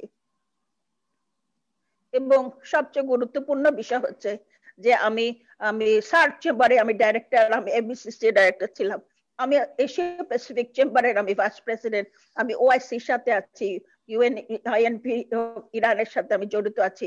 আমি যে কাজগুলো করছি বিদেশে, সেখানে কিন্তু দেখা যায় যে তাদের তুলনায় কিন্তু আমরা অনেক আরামে আছি, অনেক ভালো আছি। আমাদের নারীরা কিন্তু কিছু না কিছু করে খেতে পারছে, কিন্তু এরকম করলে তো বেশি দিন চলবে না, তাদের তো সাহায্য করতে হবে। সেই জন্য আমি মনে করি যে আমাদের যে সংস্থাগুলি রয়েছে তাদের একটু এগিয়ে আসা উচিত। এবং আমি মনে করি যে আমাদের দেশে প্রধানমন্ত্রী অনেক চেষ্টা করছেন, না ভাবে তাদের সাহায্য করছেন, কিন্তু তিনি তো সকল ক্ষেত্রে যোগ দিতে পারেন না, সকল ক্ষেত্রে তিনি তো অবস্থা দেখতে পারেন না। আমাদের আমরা যারা রয়েছি করছি, আমার অঞ্চলে আমি নারীদের, গরিব নারীদেরকে আমি তাদের ব্যবস্থা করে দিয়েছি, তাদের রোজগারের কিছু পথ করে দিয়েছি। এবং সবচেয়ে বড় কথা হচ্ছে যে আমার অঞ্চলে, আমার চট্টগ্রাম, কক্সবাজার এবং ঢাকার সব অঞ্চলগুলোতে আমি তাদেরকে লোন দিয়েছি, তারা যেন কিছু করে খেতে পারে। এবং এই অবস্থায় কিন্তু তারা কিন্তু আজকে শান্তিতে আছে, এক সেন্সে যে কিছু তো খেতে পারছে। তো এরকম করে তো সবাই যদি আমরা এগিয়ে আসতে পারি তাহলে কিন্তু হয়। সরকারকে সবসময় দোষ দিয়ে বা বিরোধী দলকে সবসময় দোষ দিয়ে উচিত না। আমাদের কি করণীয় সেদিকে তো আমাদের দেখতে হবে যে আমরা একজন বাঙালি, বাংলাদেশি, এই দেশ আমাদের স্বাধীন করেছি আমরা 1971 সালে, আমাদের দেশকে আমরা গড়ে তুলেছি, আমরা নতুন দেশ পেয়েছি, বাঙালিদের জন্য আলাদা দেশ হয়ে গেছে, এটা কেবলমাত্র বাঙালিদের দেশ। বাংলাদেশে 93% আমরা এই দেশের জনসংখ্যা। সেজন্য যে জিনিসটা গুরুত্বপূর্ণ সেটা হচ্ছে আমরা গর্বিত বাঙালি যে আমাদের জন্য একটা এরকম দেশ আছে, এই দেশটাকে গড়ে তোলার জন্য আমাদের খাটতে হবে। আমাদের সেক্ষেত্রে আমি মনে করি আমাদের যে নারীরা রয়েছে, এই নারীদেরকে কিন্তু আমাদের এগিয়ে নিয়ে যেতে হবে। অনেক ঘরে ঘরে অনেক মেয়েরা কিন্তু আজকে রোজগার করছে কিছু না, কিন্তু সেই জিনিসটা ইম্পর্টেন্ট হচ্ছে যে আমরা মনে করি যে সব সময় সকল ক্ষেত্রে নারীদের নির্যাতন, নারী এগুলো করোনার সময় যা শোনা যাচ্ছে এই অদ্ভুত অদ্ভুত ঘটনা, এরকম কিন্তু তারপরে তো আইন হয়েছে নারীদের কিভাবে এগুলো নিজেদেরকে বাঁচাতে পারে। আমি মনে করি যে আমরা নারীরা সম্মিলিত ভাবে একত্রিত হয়ে যেখানে যেখানে সুযোগ আছে অন্য নারীদেরকে যেন আমরা এগিয়ে নিতে পারি। এবং সবচেয়ে বড় কথা হচ্ছে যারা ইয়াং জেনারেশনের মধ্যে যারা রয়েছে তাদেরকে লেখাপড়ার জন্য কিন্তু আমরা এখন স্কুলে পাঠানো বা কলেজে পাঠানো এগুলো ঠিক না, স্বাস্থ্যের উপর ক্ষতিকর অবস্থা হতে পারে। এই জন্য বাসায় তাদের কিন্তু ব্যবস্থা রাখা করলেও হলেও আমি মনে করি যে তারা অন্য কিছু কাজের সাথে হাতের কাজ অন্য অন্য কিছু তাদের যদি শেখানো যায় তারা ব্যস্ত থাকবে। এবং আমি মনে করি যে আমাদের গ্রামগঞ্জের যেসব নারীরা রয়েছে তারা কিন্তু অনেকভাবে কিন্তু নিজেদেরকে গড়ে নিয়েছে। আমি নিজে জানি যে কিছু কিছু নারীরা ছোট ছোট দোকান করেছেন, এই দোকানে তারা রোজগার করছেন, সংসার চালাচ্ছেন। এটা কিন্তু একসময় ঢাকায় ছিল, ঢাকার থেকে তারা চলে গেছে অন্য অন্য শহরে ছিল, কারণ সেসব শহরে তাদের ইনকামের পথ নাই, বাড়ি ভাড়া দিতে পারছে না, তো সেজন্য গ্রামে গেছে, কিন্তু খুব খারাপ অবস্থায় নেই। সেই তুলনায় আমি মনে করি যে আমরা বাংলাদেশে অনেক ভালো আছি অন্য দেশের তুলনায়। এবং সেক্ষেত্রে বাংলাদেশে যখন এখনো করোনা কিন্তু এত দূর এগোয়নি, আমরা অনেক ভালো আছি, সেই ক্ষেত্রে কিন্তু আমরা এক একজনকে সম্মিলিত ভাবে সহযোগিতা করে আমাদের দেশটাকে এগিয়ে নিতে হবে, অন্যকে সাহায্য করতে হবে, যারা করোনা আক্রান্ত তাদের সাহায্য করতে হবে। এইভাবে কিন্তু দেশটাকে আমাদের মানুষগুলোকে বাঁচাতে হবে। ধন্যবাদ মাসুদা আপা, ধন্যবাদ। আবার আসবো আপনার কাছে। আমি যাব, আমাদের সাথে আছেন আমাদের চট্টগ্রাম ব্যুরো প্রধান শাহরি হাসান। শাহরি হাসান ভাই, আপনি আমাদের আজকে অতিথির বক্তব্য শুনলেন এবং অনেক দর্শক অনেক প্রশ্ন রেখেছেন, যদি একটু সামারি বলেন। জি, আপনাকে ধন্যবাদ জানাই। আমি আজকের এই অধিবেশনের সম্মানিত আলোচক যারা আছেন প্রত্যেকের আলোচনা এত সময় মনোযোগ দিয়ে শুনেছি। কমেন্টস অনেক এসছে, কমেন্টসে বিভিন্ন ধরনের বক্তব্য আছে। কেউ কেউ দেশে উন্নয়ন হয়েছে বলে মনে করছেন, কেউ কেউ মনে করছেন যে দেশে উন্নয়নের চাইতে দুর্নীতি বেশি হয়েছে বা এই ধরনের বিষয়গুলো। কিছু প্রবাসীরা লিখেছেন তাদের দুঃখ দুর্দশার কথা, আর কেউ কেউ যারা সম্মানিত আলোচক আছেন তাদেরকে স্বাগত জানিয়েছেন, তাদের বক্তব্যের প্রশংসা করছেন। ডাক্তার লেনিন চৌধুরী সম্মানিত আলোচক, যিনি বরাবরই প্রবাস দর্পণে এসে আমাদের অত্যন্ত গুরুত্বপূর্ণ তথ্যগুলো দিয়ে থাকেন, বিশেষ করে কোভিড-19 বা এর প্রতিকার প্রতিরোধ এই বিষয়গুলো নিয়ে তিনি অত্যন্ত গুরুত্বপূর্ণ কথাগুলো বলেন। আজকে তিনি ঠিক সেইভাবে একটা চমৎকার সুখবর আমাদেরকে দিয়েছেন, সেটি হচ্ছে ভ্যাকসিন প্রাপ্তির একটা সম্ভাবনা যতটা সম্ভব তাড়াতাড়ি পাওয়ার মতো একটা আশা জায়গা নিয়ে খবর তিনি আমাদেরকে দিয়েছেন। করোনা কালে দারিদ্রতা গ্রাস করেছে অনেক মানুষকে, সেটি জানিয়েছেন তিনি। বিনামূল্যে বারবার ব্যবহার উপযোগী মাস্ক বিতরণ করা দরিদ্র মানুষদের মাঝে, এমনটি উদ্যোগের বিষয়টি তিনি করতে চেয়েছেন। নমুনা পরীক্ষা বাড়ানো উচিত, এটি তার অভিমত তিনি জানিয়েছেন। এবং নমুনা পরীক্ষার ক্ষেত্রে ফি মওকুফ করার বিষয়টি তিনি টেনেছেন। খুব সহজে নমুনা সংগ্রহ এবং রিপোর্ট প্রদান করার বিষয়টির উপর গুরুত্ব দিয়েছেন। সকল স্তরের মানুষকে নিয়ে কোভিড-19 মোকাবেলা করার উদ্যোগের বিষয়টি তিনি আমাদেরকে জানিয়েছেন। সম্মুখ সারির যোদ্ধা যারা ডাক্তার, নার্স কিংবা চিকিৎসা কর্মী এই ধরনের যারা আছেন তাদের ব্যাপারে তাদেরকে অনুপ্রাণিত করা, তাদেরকে সুরক্ষা বিষয়টি ভাবার জন্য তিনি গুরুত্ব আরোপ করেছেন। ফাহিমা নাসরিন মুন্নি, যিনি রুতমিলা নামে পরিচিত আমাদের কাছে, তিনি কোভিড-19 মোকাবেলায় স্বাস্থ্য অধিদপ্তরের তথ্য এবং এর সাথে বাস্তবতার যে একটা অমিল সেই প্রসঙ্গটি আমাদেরকে তিনি জানিয়েছেন। প্রবাসীদের দুর্দশার বিষয়টি তিনি টেনে এনেছেন। স্বাস্থ্য মন্ত্রণালয়ের দুর্নীতির বিষয়টাকে তিনি আমাদের সামনে তুলে এনেছেন।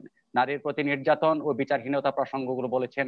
ধর্ষণ ও হত্যাকাণ্ডের মতো ভয়াবহ বিষয়গুলো তিনি আমাদের সামনে আলোচনা করেছেন।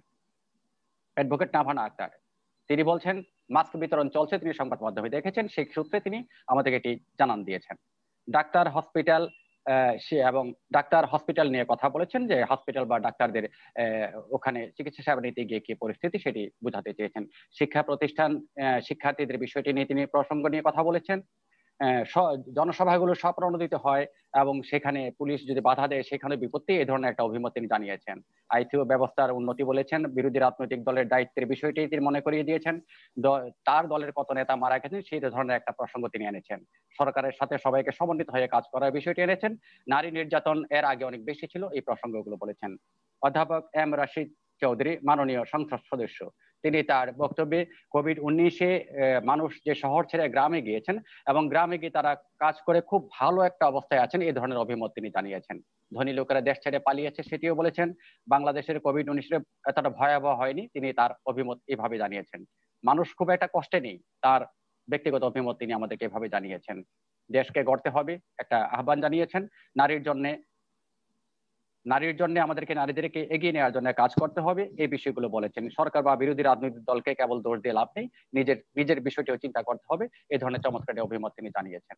এই হচ্ছে সামারি। এখন আমি আলোচকদের এই সম্মানিত আলোচনার মাধ্যমে যে বিষয়টা আমি একজন গণমাধ্যম কর্মী হিসাবে উপলব্ধি করতে পারি, কিংবা সাধারণ জনসাধারণের সাথে আমাদের যে সম্পর্ক, সংবাদ কর্মীদের যে সম্পর্ক, আমরা বাস্তবতায় যা দেখি সেই বিষয়গুলো যদি আমি সমন্বয় করি, তাহলে আমাকে যে বিষয়টি বলতে হচ্ছে সেটি, এখন আলোচনা সভা যেগুলো হয় অর্থাৎ টক শো, সেটা টেলিভিশন হোক, রেডিও হোক কিংবা অনলাইন মিডিয়া হোক, সেখানে যদি আলোচনা সভা ডিবেট হয়ে যায়, অর্থাৎ বিতর্ক হয়ে যায়, তাহলে জাতি, জনগণ, সরকার, দেশ কারো কোনো লাভ নেই। বিতর্ক হলে বিতর্ক চলতেই থাকবে। আমি যদি এভাবে বলি আজকের কথাগুলো, যে এই সরকার ক্ষমতায় আসার পর যেসব উন্নয়ন করেছেন সেগুলো অত্যন্ত সুদূর প্রসারী এবং খুব উন্নত মানের উন্নয়নগুলো সরকারের কাছ থেকে আমরা পেয়েছি। যেমন আমরা কি পেয়েছি? আমরা বিদ্যুৎ খাতে অভূতপূর্ব উন্নয়ন পেয়েছি। আমরা বঙ্গবন্ধু স্যাটেলাইটকে আমরা আকাশে উড়িয়েছি, যেটির কারণে এখন বাংলাদেশে শুধুমাত্র টেলিভিশন যে স্যাটেলাইট চলছে তা নয়, সামগ্রিক যত রকমের সুবিধা আছে সবগুলো সেখান থেকে পাওয়া হচ্ছে। পদ্মা সেতুর মতো সেতু এই সরকার তার নিজস্ব প্রচেষ্টায়, পদ্মা সেতুর মতো একটা এত বিশাল একটা সেতু যেটি সাহস করার মতো বিষয় ছিল সেটি করেছেন। মহাসড়কে অভূতপূর্ব উন্নয়ন করেছেন। বৈদেশিক মুদ্রার রিজার্ভ আমাদের যথেষ্ট বৈদেশিক মুদ্রা অর্জন হয়েছে। এইভাবে আরো প্রচুর উন্নয়ন আমার আছে এবং এটি বাস্তব সত্য। আমি যখন এটা বলতে যাব, তখন যদি আমি আবার আওয়ামী লীগের দালাল হই বা সরকারের দালাল হই, তাহলে মুশকিল আছে। এইভাবে আমি যদি এইভাবে বলি যে অ্যাডভোকেট নাভানা আক্তার যেটি বলেছেন, ফাহমিনা নাসরিন মুন্নি রুতলিনা যেটি বলেছেন যে নারী নির্যাতনের যে ভয়াবহ পরিস্থিতি দেশে এখন চলছে, এটি ভাষায় প্রকাশ করার মতো নয়। ধর্ষণের যে মহোৎসব চলছে সেটি ভাষায় প্রকাশ করার মতো নয়।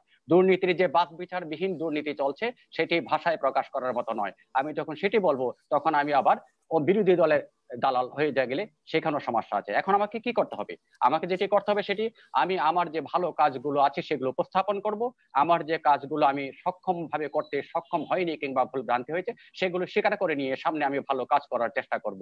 সেটা হচ্ছে মূল কথা। আমি যদি এভাবে বলি, ফাহমিনা নাসরিন মুন্নি যে কথাগুলো বলেছেন যে ওই কথাগুলো সত্য, কারণ তিনি একটি বড় দায়িত্বশীল রাজনৈতিক দলের একজন নেতৃস্থানীয় ব্যক্তি, তিনি মিথ্যা বলতে পারেন না। তিনি যে কথাগুলো বলেছেন এগুলো সত্য, খুব ভালো। এখন অ্যাডভোকেট নাভানা আক্তার যে কথাগুলো বলেছেন সেগুলো সত্য। এখন আমি যদি বিপরীতমুখী দুটি সত্যকে সত্য ধরে নিই, তাহলে আমার রেজাল্ট কি আসে? আমার কোনো রেজাল্ট আসে না। তার কারণ কি? দুই বিপরীতমুখী কথাকে আমি সত্য ধরে নিলে আমার ঘরে কোনো ফলাফল আসে না। তাহলে আমাকে কি করতে হবে? আমরা জানি কোন সরকার কখন কি করে, জনগণ ভালো মতো জানে। আমাদের যে ভুল, আমাদের যে ভ্রান্তি, সেটিকে অতিক্রম করতে হবে। প্রফেসর এম রাশিদ চৌধুরী, ওনাকে আমি খুব ভালো মতো জানি। উনি আমার এলাকার মানুষ, উনি একজন শিক্ষাবিদ এবং মানুষের জন্য তিনি কাজ করেন। তিনি প্রসঙ্গটা এভাবে বলেছেন যে কোভিড-19 গ্রামে গিয়ে কাজ করে মানুষ খুব ভালো আছে। এটি তিনি কি দৃষ্টিভঙ্গিতে বলেছেন তিনি হয়তো বলতে পারবেন। তিনি হয়তো তার এলাকার উপর ভিত্তি করে তিনি কথাটা বলেছেন। আমরা গণমাধ্যম কর্মী হিসাবে যেটি জানি, শহর ছেড়ে যাওয়া মানুষ, ওরা অভাবে, নিরন্ন অবস্থায়, চিকিৎসাহীন অবস্থায়, ওদের অর্থ কষ্টে ওদের সংসার চালানো, ওদের ছেলে মেয়েদেরকে পড়াশোনা করানো, ওদের চিকিৎসা করানোর মতো অর্থ করে ওদের হাতে নাই।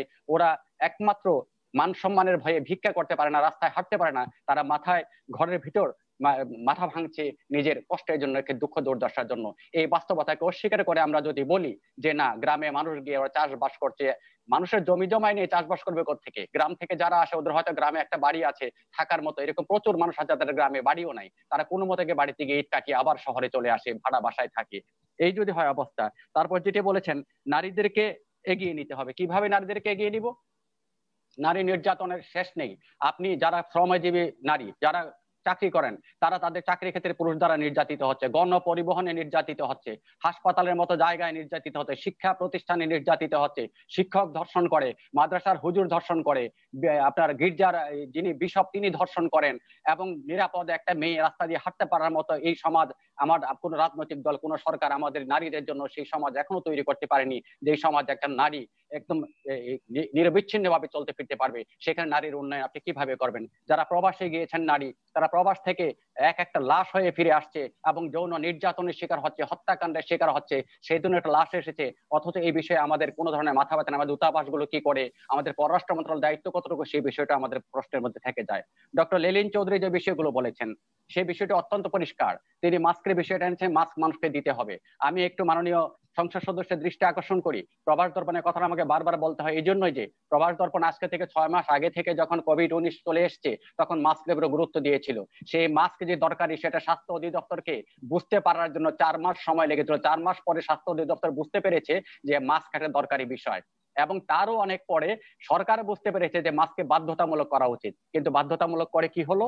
কোনো কিছু হয়নি। আপনি নিশ্চয়ই এখন যখন বের হবেন রাস্তায় দেখবেন যে শত শত মানুষ, হাজার হাজার মানুষ মাস্কবিহীন চলছে। এখন আপনি বলতে পারেন জনগণ না মানলে কিছু করার নেই, এটি কোনো কথা নয়। জনগণ মানবে সরকারকে, সরকার ক্ষমতায় আছে জনগণ সরকারকে মানার জন্য। জনগণের জন্য সরকার কাজ করবে, জনগণ মানতে বাধ্য হবে। জনগণ যে ভাষা বুঝে তাকে সেই ভাষায় কথা বলতে হবে।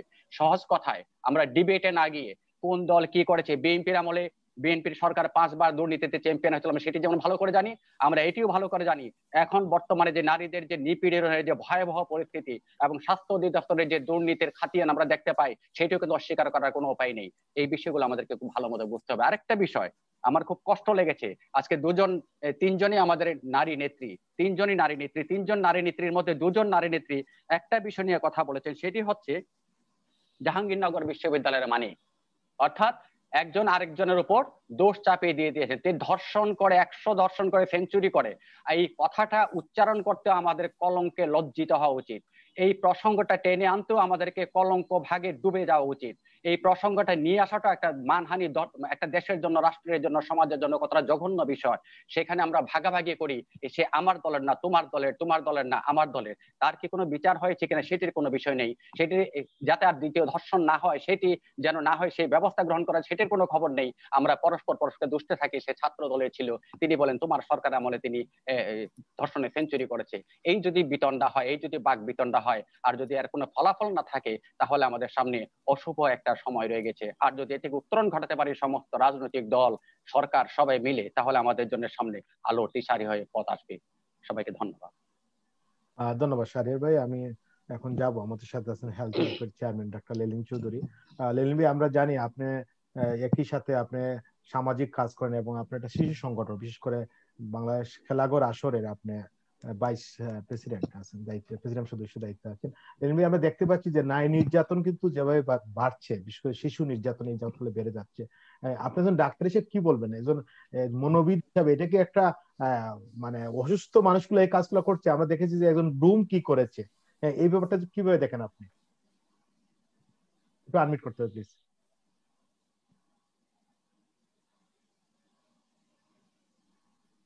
ধন্যবাদ।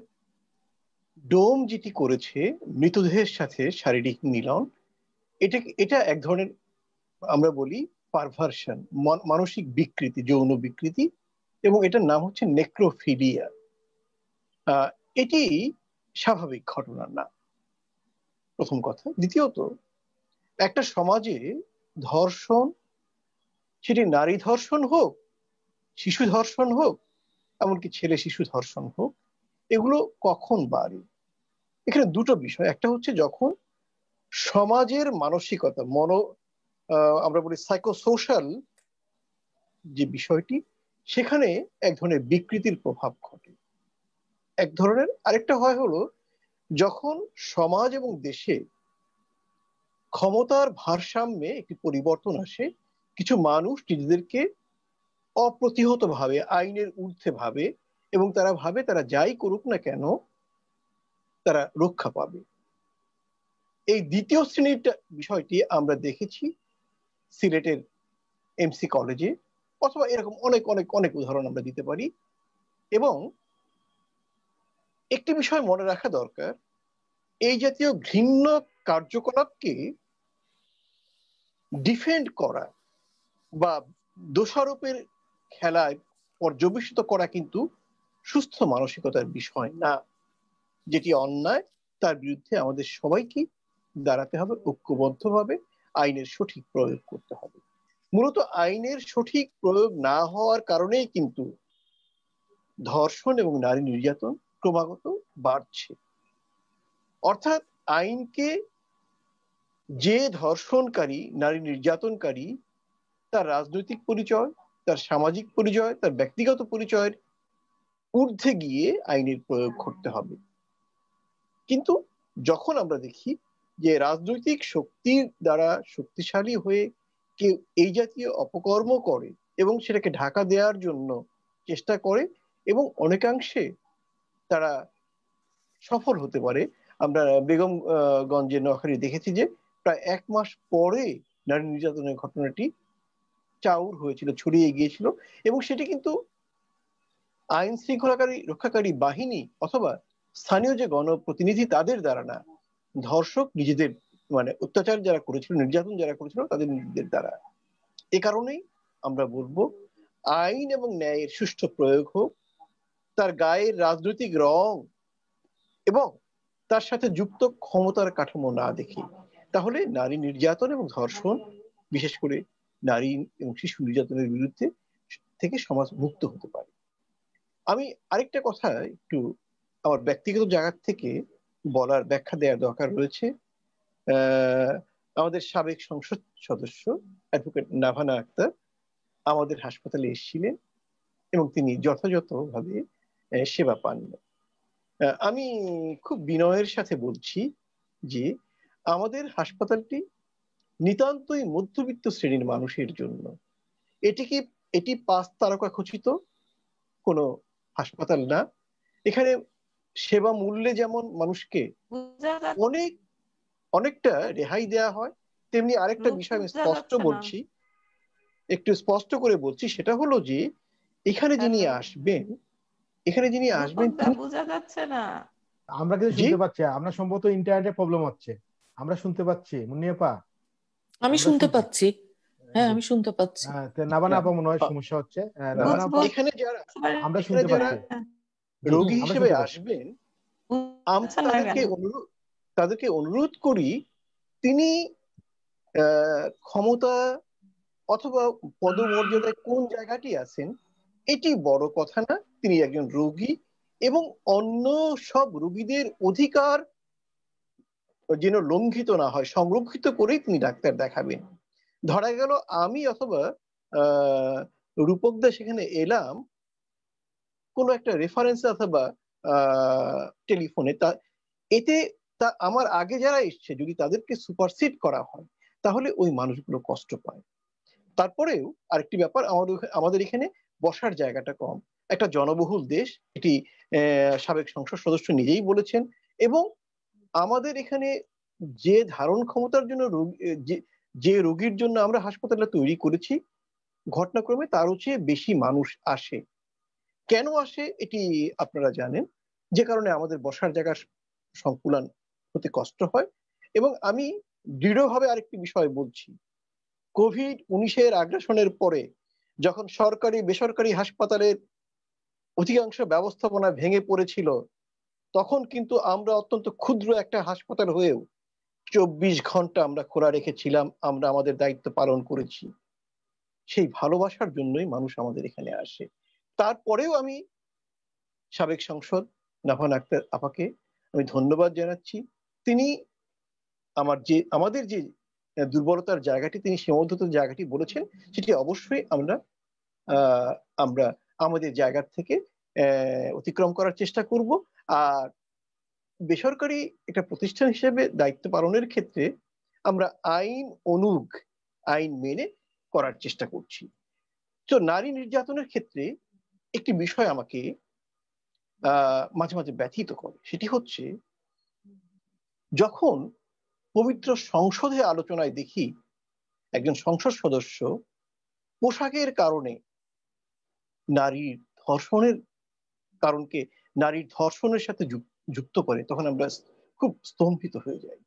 কারণ পৃথিবীতে সমস্ত ভাবে প্রমাণিত হয়েছে নারী ধর্ষণের সাথে পোশাক যুক্ত নয়। যুক্ত হলে পুরুষ হিজাব করা মেয়েটি ধর্ষণের শিকার হতো না। তাহলে 2 বছর অথবা 5 বছরের বয়সী মেয়েটি ধর্ষণের শিকার হতো না। তাহলে ধর্ষণকে প্রতিরোধ করার জন্য কি করতে হবে? আমরা খুব স্পষ্টত বলি, ত্রিমুখী উদ্যোগ নিতে হবে। একটি হচ্ছে, প্রথমটা হচ্ছে ধর্ষণের ঘটনাগুলোতে আইনের সুস্পষ্ট, দ্রুত এবং নিরপেক্ষ প্রয়োগ হতে হবে।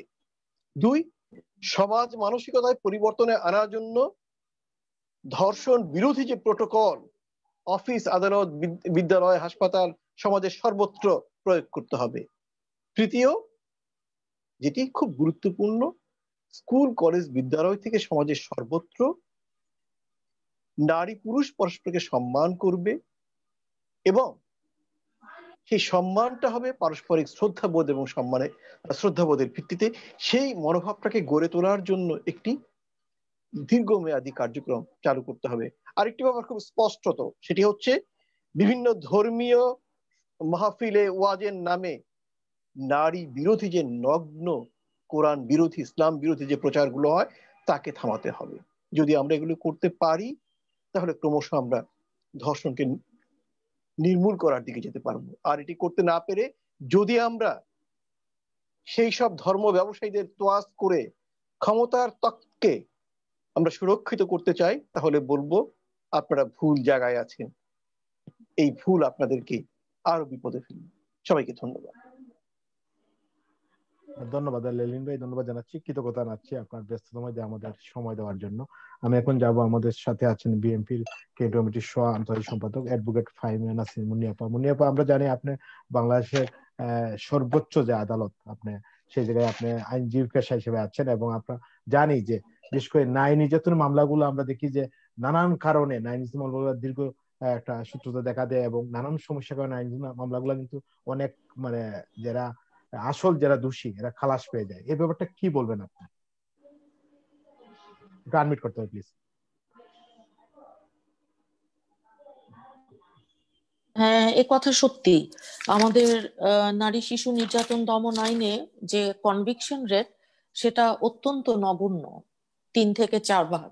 100টার ভিতর 3 থেকে 4টা মামলায় কেবলমাত্র আপনার আসামির সাজা হতে দেখে। এক্ষেত্রে আসলে রাষ্ট্রপক্ষে যারা এপিপি, পিপি, এজি, ডিএজি সহ পুলিশ প্রথমত যখন তদন্ত করে এবং সেই সাথে বিচারক হিসেবে যারা কাজ করেন, সত্যি কথা বলতে কি আমাদের এটা পিতৃতান্ত্রিক সমাজ ব্যবস্থায় আমাদের নারীদের, আমাদের যে আর্থসামাজিক রীতিনীতি সংস্কৃতি আছে তার মধ্যে এটা, হ্যাঁ, নারী নির্যাতনের মামলাগুলোতে আমরা আমাদের আশানুরূপ, আবার একেবারে মিথ্যা মামলা যে হয় না তাও কিন্তু না, বহু মিথ্যা মামলাও কিন্তু হয়।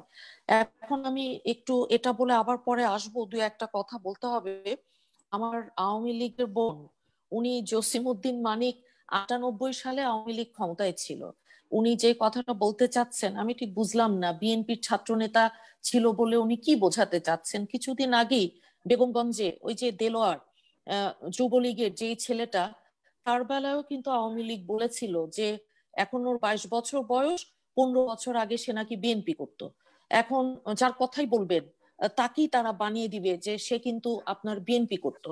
এইরকম ঘটনা যদি হয় যে স্কুল ছাত্রী ভাইয়ের মেয়েকে ধর্ষণের অভিযোগে ওয়ার্ড আওয়ামী লীগের সভাপতির বিরুদ্ধে ফেনীতে মামলা হয়েছে, এটা বললেও কেউ বানিয়ে দিবেন যে ওই ভদ্রলোক একসময় বিএনপি করত। এখন পাবনা আওয়ামী লীগ নেতার স্ত্রীকে ধর্ষণ, দলের আরেক নেতা গ্রেফতার, এগুলো তো সব গণমাধ্যমে আসা খবর। এগুলো তারা তো কেউই আপনার বিএনপি করতো না। এখন ছাত্রলীগের সভাপতি একটা কথা বলেছিল ওই সময় যে মা বোনদের অনুরোধ, ধর্ষণের শিকার হলে ছাত্রলীগকে জানান। এখন ধর্ষণ, নারী নির্যাতন, এটা নিয়ে তো আমাদের প্রধান বিচারপতি উনিও তো কথা বলেছেন। উনিও তো বলেছেন যে না, এটা সত্যিকারের বিচার হোক, সেটা চাই। এমসি কলেজের এই ঘটনা কিংবা একটার পর একটা যে ঘটনাগুলো ঘটেছে, এগুলো তো প্রত্যেকটাই আপনার ক্ষমতাসীনদের সাথে জড়িয়ে আছে। এখন দেখেন, নারী শিশু নির্যাতন দমন আইনটা করা হয়েছিল 1995 সনে। এই কথা সত্যি যে নারী এবং শিশুদের প্রতি সহিংসতা, এটাকে নিরোধ করবার জন্য। এখন দেখেন 2020-তে এসে এই আইনটাকে যখন আবার 2000-এ সংশোধন করা হয়েছিল, সেই আইনটাকে আবার কিন্তু এখন সংশোধন করে যাবজ্জীবন সাজার বেলায় এটাকে মৃত্যুদণ্ডের বিধান রেখেছে। জনগণের তারা চেয়েছে, কিন্তু সত্যিকারের কথা একজন আইনজীবী এবং মানবাধিকার কর্মী হিসেবে আমি বলি যে এতে কিন্তু কোনো লাভ হবে না। কারণ তদন্ত থেকে শুরু করে প্রত্যেকটা স্তরে স্তরে রাজনৈতিক প্রভাব, প্রতিপত্তি, অর্থ, বিত্ত, এগুলোর যে বিষয়টা রয়ে গেছে, এর বাইরে গিয়ে হঠাৎ করে যাবজ্জীবনের জায়গায় ফাঁসির বিধান রাখলেই সেই আইনটা যে খুব ভালো হয়ে গেছে কিংবা ধর্ষণ একদম কমে যাবে, বিষয়টা মোটেই তা নয়। কারণ তাই যদি হতো তাহলে খুনের মামলায় যে মৃত্যুদণ্ড কিংবা ফাঁসির বিধান আছে আমরা তো জানি, তো নিত্য নতুন প্রতিদিনই তো আমরা খুনের খবর পাচ্ছি। আর আমার এই বোন, উনি হয়তো আইনজীবী হিসেবে অত্যন্ত ভুল, অসত্য একটা তথ্য দিয়েছেন যে প্রধান বিচারপতির দরজায়, আমি কিন্তু তখন ডেপুটি অ্যাটর্নি জেনারেল, আমি কোর্টেই ছিলাম, এখনো কোর্টেই আছি, সুপ্রিম কোর্টে, যে কারা দরজায় লাথি দিয়েছিল আপনি দয়া করে গণমাধ্যমের ছবিগুলো একটু দেখবেন, টু রিফ্রেশ ইউর মেমোরি, আপনার জন্য ভালো হবে। আর বিদ্যুতে এই সরকার দায় মুক্তি দিয়েছে। এই সরকার বিদ্যুতের বেলায় কুইক রেন্টালের নামে যে হাজার হাজার কোটি টাকা আপনার যেই দুর্নীতি, আমরা দেখেছি যে প্রতি বছর ৭৬,০০০ কোটি টাকা করে পাচার হচ্ছে। গ্লোবাল ফিনান্সিয়াল ইন্টিগ্রিটি তারা বলছে গত 10 বছরে পাচার হয়েছে $65 বিলিয়ন বা 9 লক্ষ কোটি টাকা। গ্লোবাল ফিনান্সিয়াল ইন্টিগ্রিটি আন্তর্জাতিক যে এটি সংস্থাটি আছে তারা বলছে। আর বিএনপি কোভিড এবং বন্যায় 14 বছর ক্ষমতার বাইরে থাকার পরও কোটি কোটি মানুষের কাছে গেছে, ত্রাণ দিয়েছে, যে যার জায়গা থেকে আমরা আমাদের কাজটা করছি। এখন সমস্যা হয়েছে কি, আপনাদেরকে তো দায়িত্ব দেওয়া হয়নি।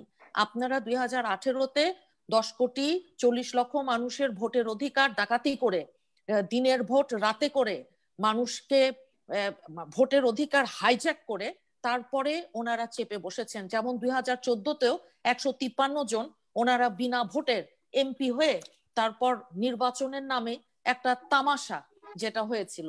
এখন দেখেন যে অপশাসন, দুর্নীতি, চাল চুরি, গম চুরি, ত্রাণের টাকা চুরি, অবিচার, অনাচার, দলীয়করণ, খুন, গুম, হত্যা, এগুলো করে তারপরে কিন্তু করোনা এসছে।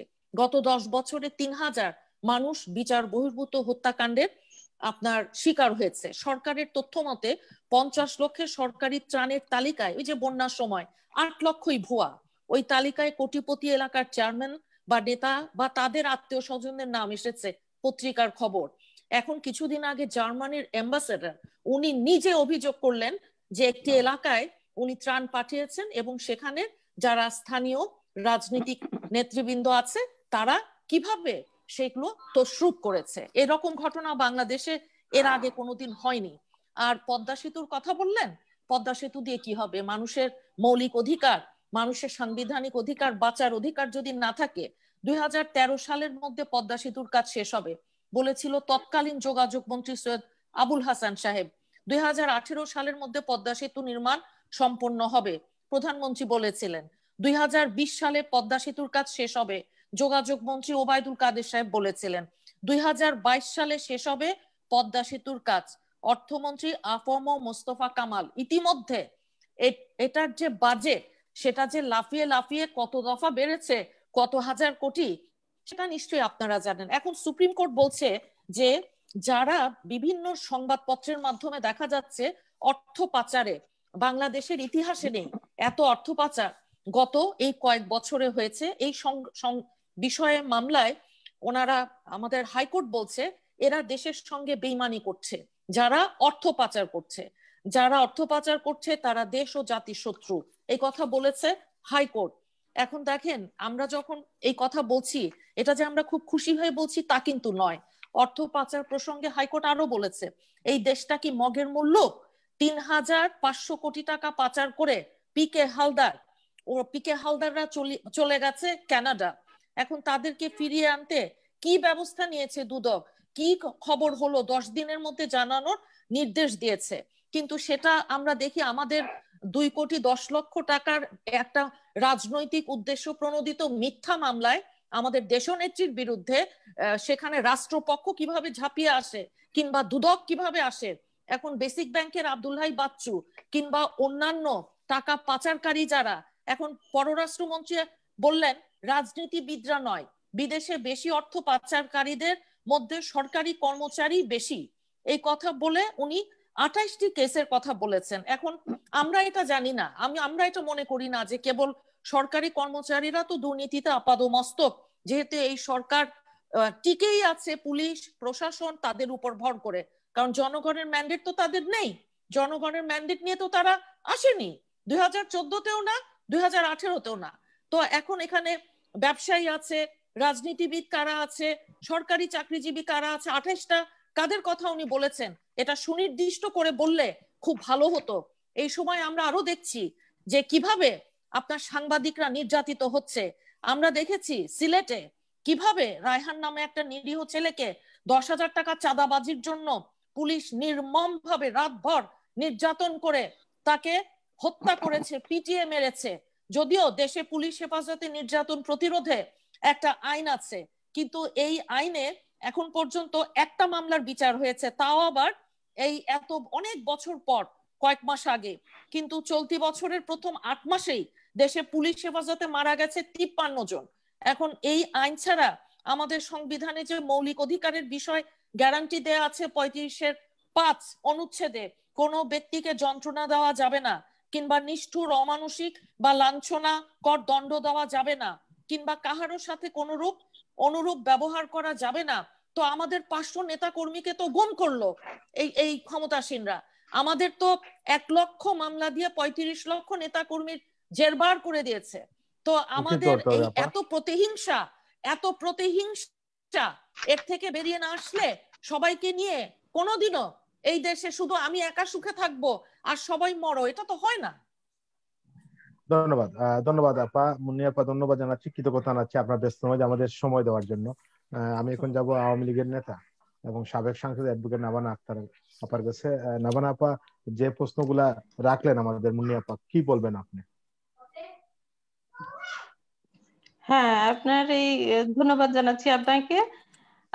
আর খুব কষ্টের সাথে শাহরিয়ার ভাই বলতে চাই যে শাহরিয়ার ভাই যে কথা বললেন যে আমি যে প্রশ্নের মধ্যে থাকতে, আসলে কি সেটা থাকা গেল?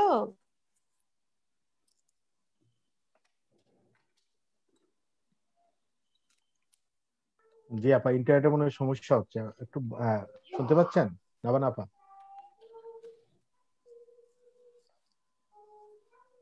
নাবানা আপা মনে হয় সম্ভবত ইন্টারনেটের সমস্যা হচ্ছে।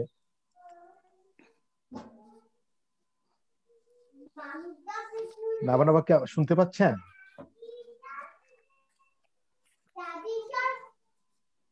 মনে হচ্ছে না। না, শুনতে পাচ্ছি না নাবানা আপা। শাহরিয়ার ভাই, আপনি কি শুনতে পাচ্ছেন নাবানা আপার কথা? না, আমিও শুনতে পাচ্ছি না। নাবানা আপাকে আমরা হয়তো সম্ভবত ইন্টারনেটের সমস্যা ইন্টারনেটে বাইরে চলে গেছে। আমি একটু যাবো আমাদের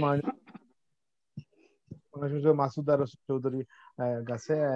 মাসুদা আপা, আমরা যেটা জানতে চাই, আপনি তো শিক্ষক হিসাবে আমরা জানতে চাই যে বিশেষ করে যে নারী নির্যাতন যেভাবে হচ্ছে, এটা কি নারী জনগণকে বিশেষ করে সচেতন করার জন্য, ছাত্রদের সচেতন করার জন্য, বিশেষ করে আমরা যারা ইউরোপে আছি বা আমরা উন্নত দেশগুলোতে আছি, পাঠ্যসূচিতে নারী নির্যাতনের বিভিন্ন নারী সম্বন্ধে মানুষের ধারণা বা শিশু সম্বন্ধে মানুষের ধারণা পাঠ্যসূচিতে ঢুকানো হয়, বাংলাদেশে এটা কি করা উচিত না? আপনি কি মনে করেন? আপনি একটা ভালো ইস্যু নিয়ে আলাপ করেছেন, শুনতে পাচ্ছেন? জি, শুনতে পাচ্ছি। আচ্ছা, আপনি যেটা বলেছেন যে পাঠ্যসূচিতে এরকম নারী সম্পর্কে দেওয়া হয়, এটা ঠিক, কিন্তু বিদেশের বইগুলোর মধ্যে তাই আছে। আমাদের কিন্তু এরকম কোন সিস্টেম নাই আমাদের মধ্যে বাচ্চাদেরকে কিভাবে মানুষ করতে হবে। যখন আমরা ছোট ছিলাম, আমি যখন বিদেশে পড়াশোনা করেছি, তখন কিন্তু আমাদেরকে শিখিয়েছে যে কার সাথে কিরকম ব্যবহার করতে হয়, কার সাথে কিরকম এগিয়ে যেতে হয়, কার সাথে কিরকম চলাফেরা করতে হয়, এগুলো কিন্তু শেখানো হয় বাল্যকাল থেকে। আমাদের স্কুল কলেজে কিন্তু এরকম কোনো সিস্টেম নাই। সেজন্য আমার মনে হয় যে আমাদের অনেক সমস্যা হচ্ছে নানান ভাবে। বিশেষ করে এখন বাচ্চারা তারা সিগারেট খায়, লুকিয়ে লুকিয়ে খায়, তারা বন্ধুদেরকে নিয়ে বাইরে চলে যায়, অপকর্ম করে। এগুলো তো আগে বাচ্চাদের মধ্যে প্রশ্নই ওঠে না, তারা জানতোই না, তারা চিন্তাই করতো না। এবং সবচেয়ে দুঃখজনক ব্যাপার হচ্ছে যে আমরা দেখি যে আমাদের মধ্যে যারা শিক্ষিত পরিবার রয়েছে, তারা কিন্তু তাদের বাচ্চাগুলোকে কিন্তু ছেড়ে দিয়েছে অনেকভাবে, এবং এরা কিন্তু ইচ্ছা মতন কাজ করে যাচ্ছে।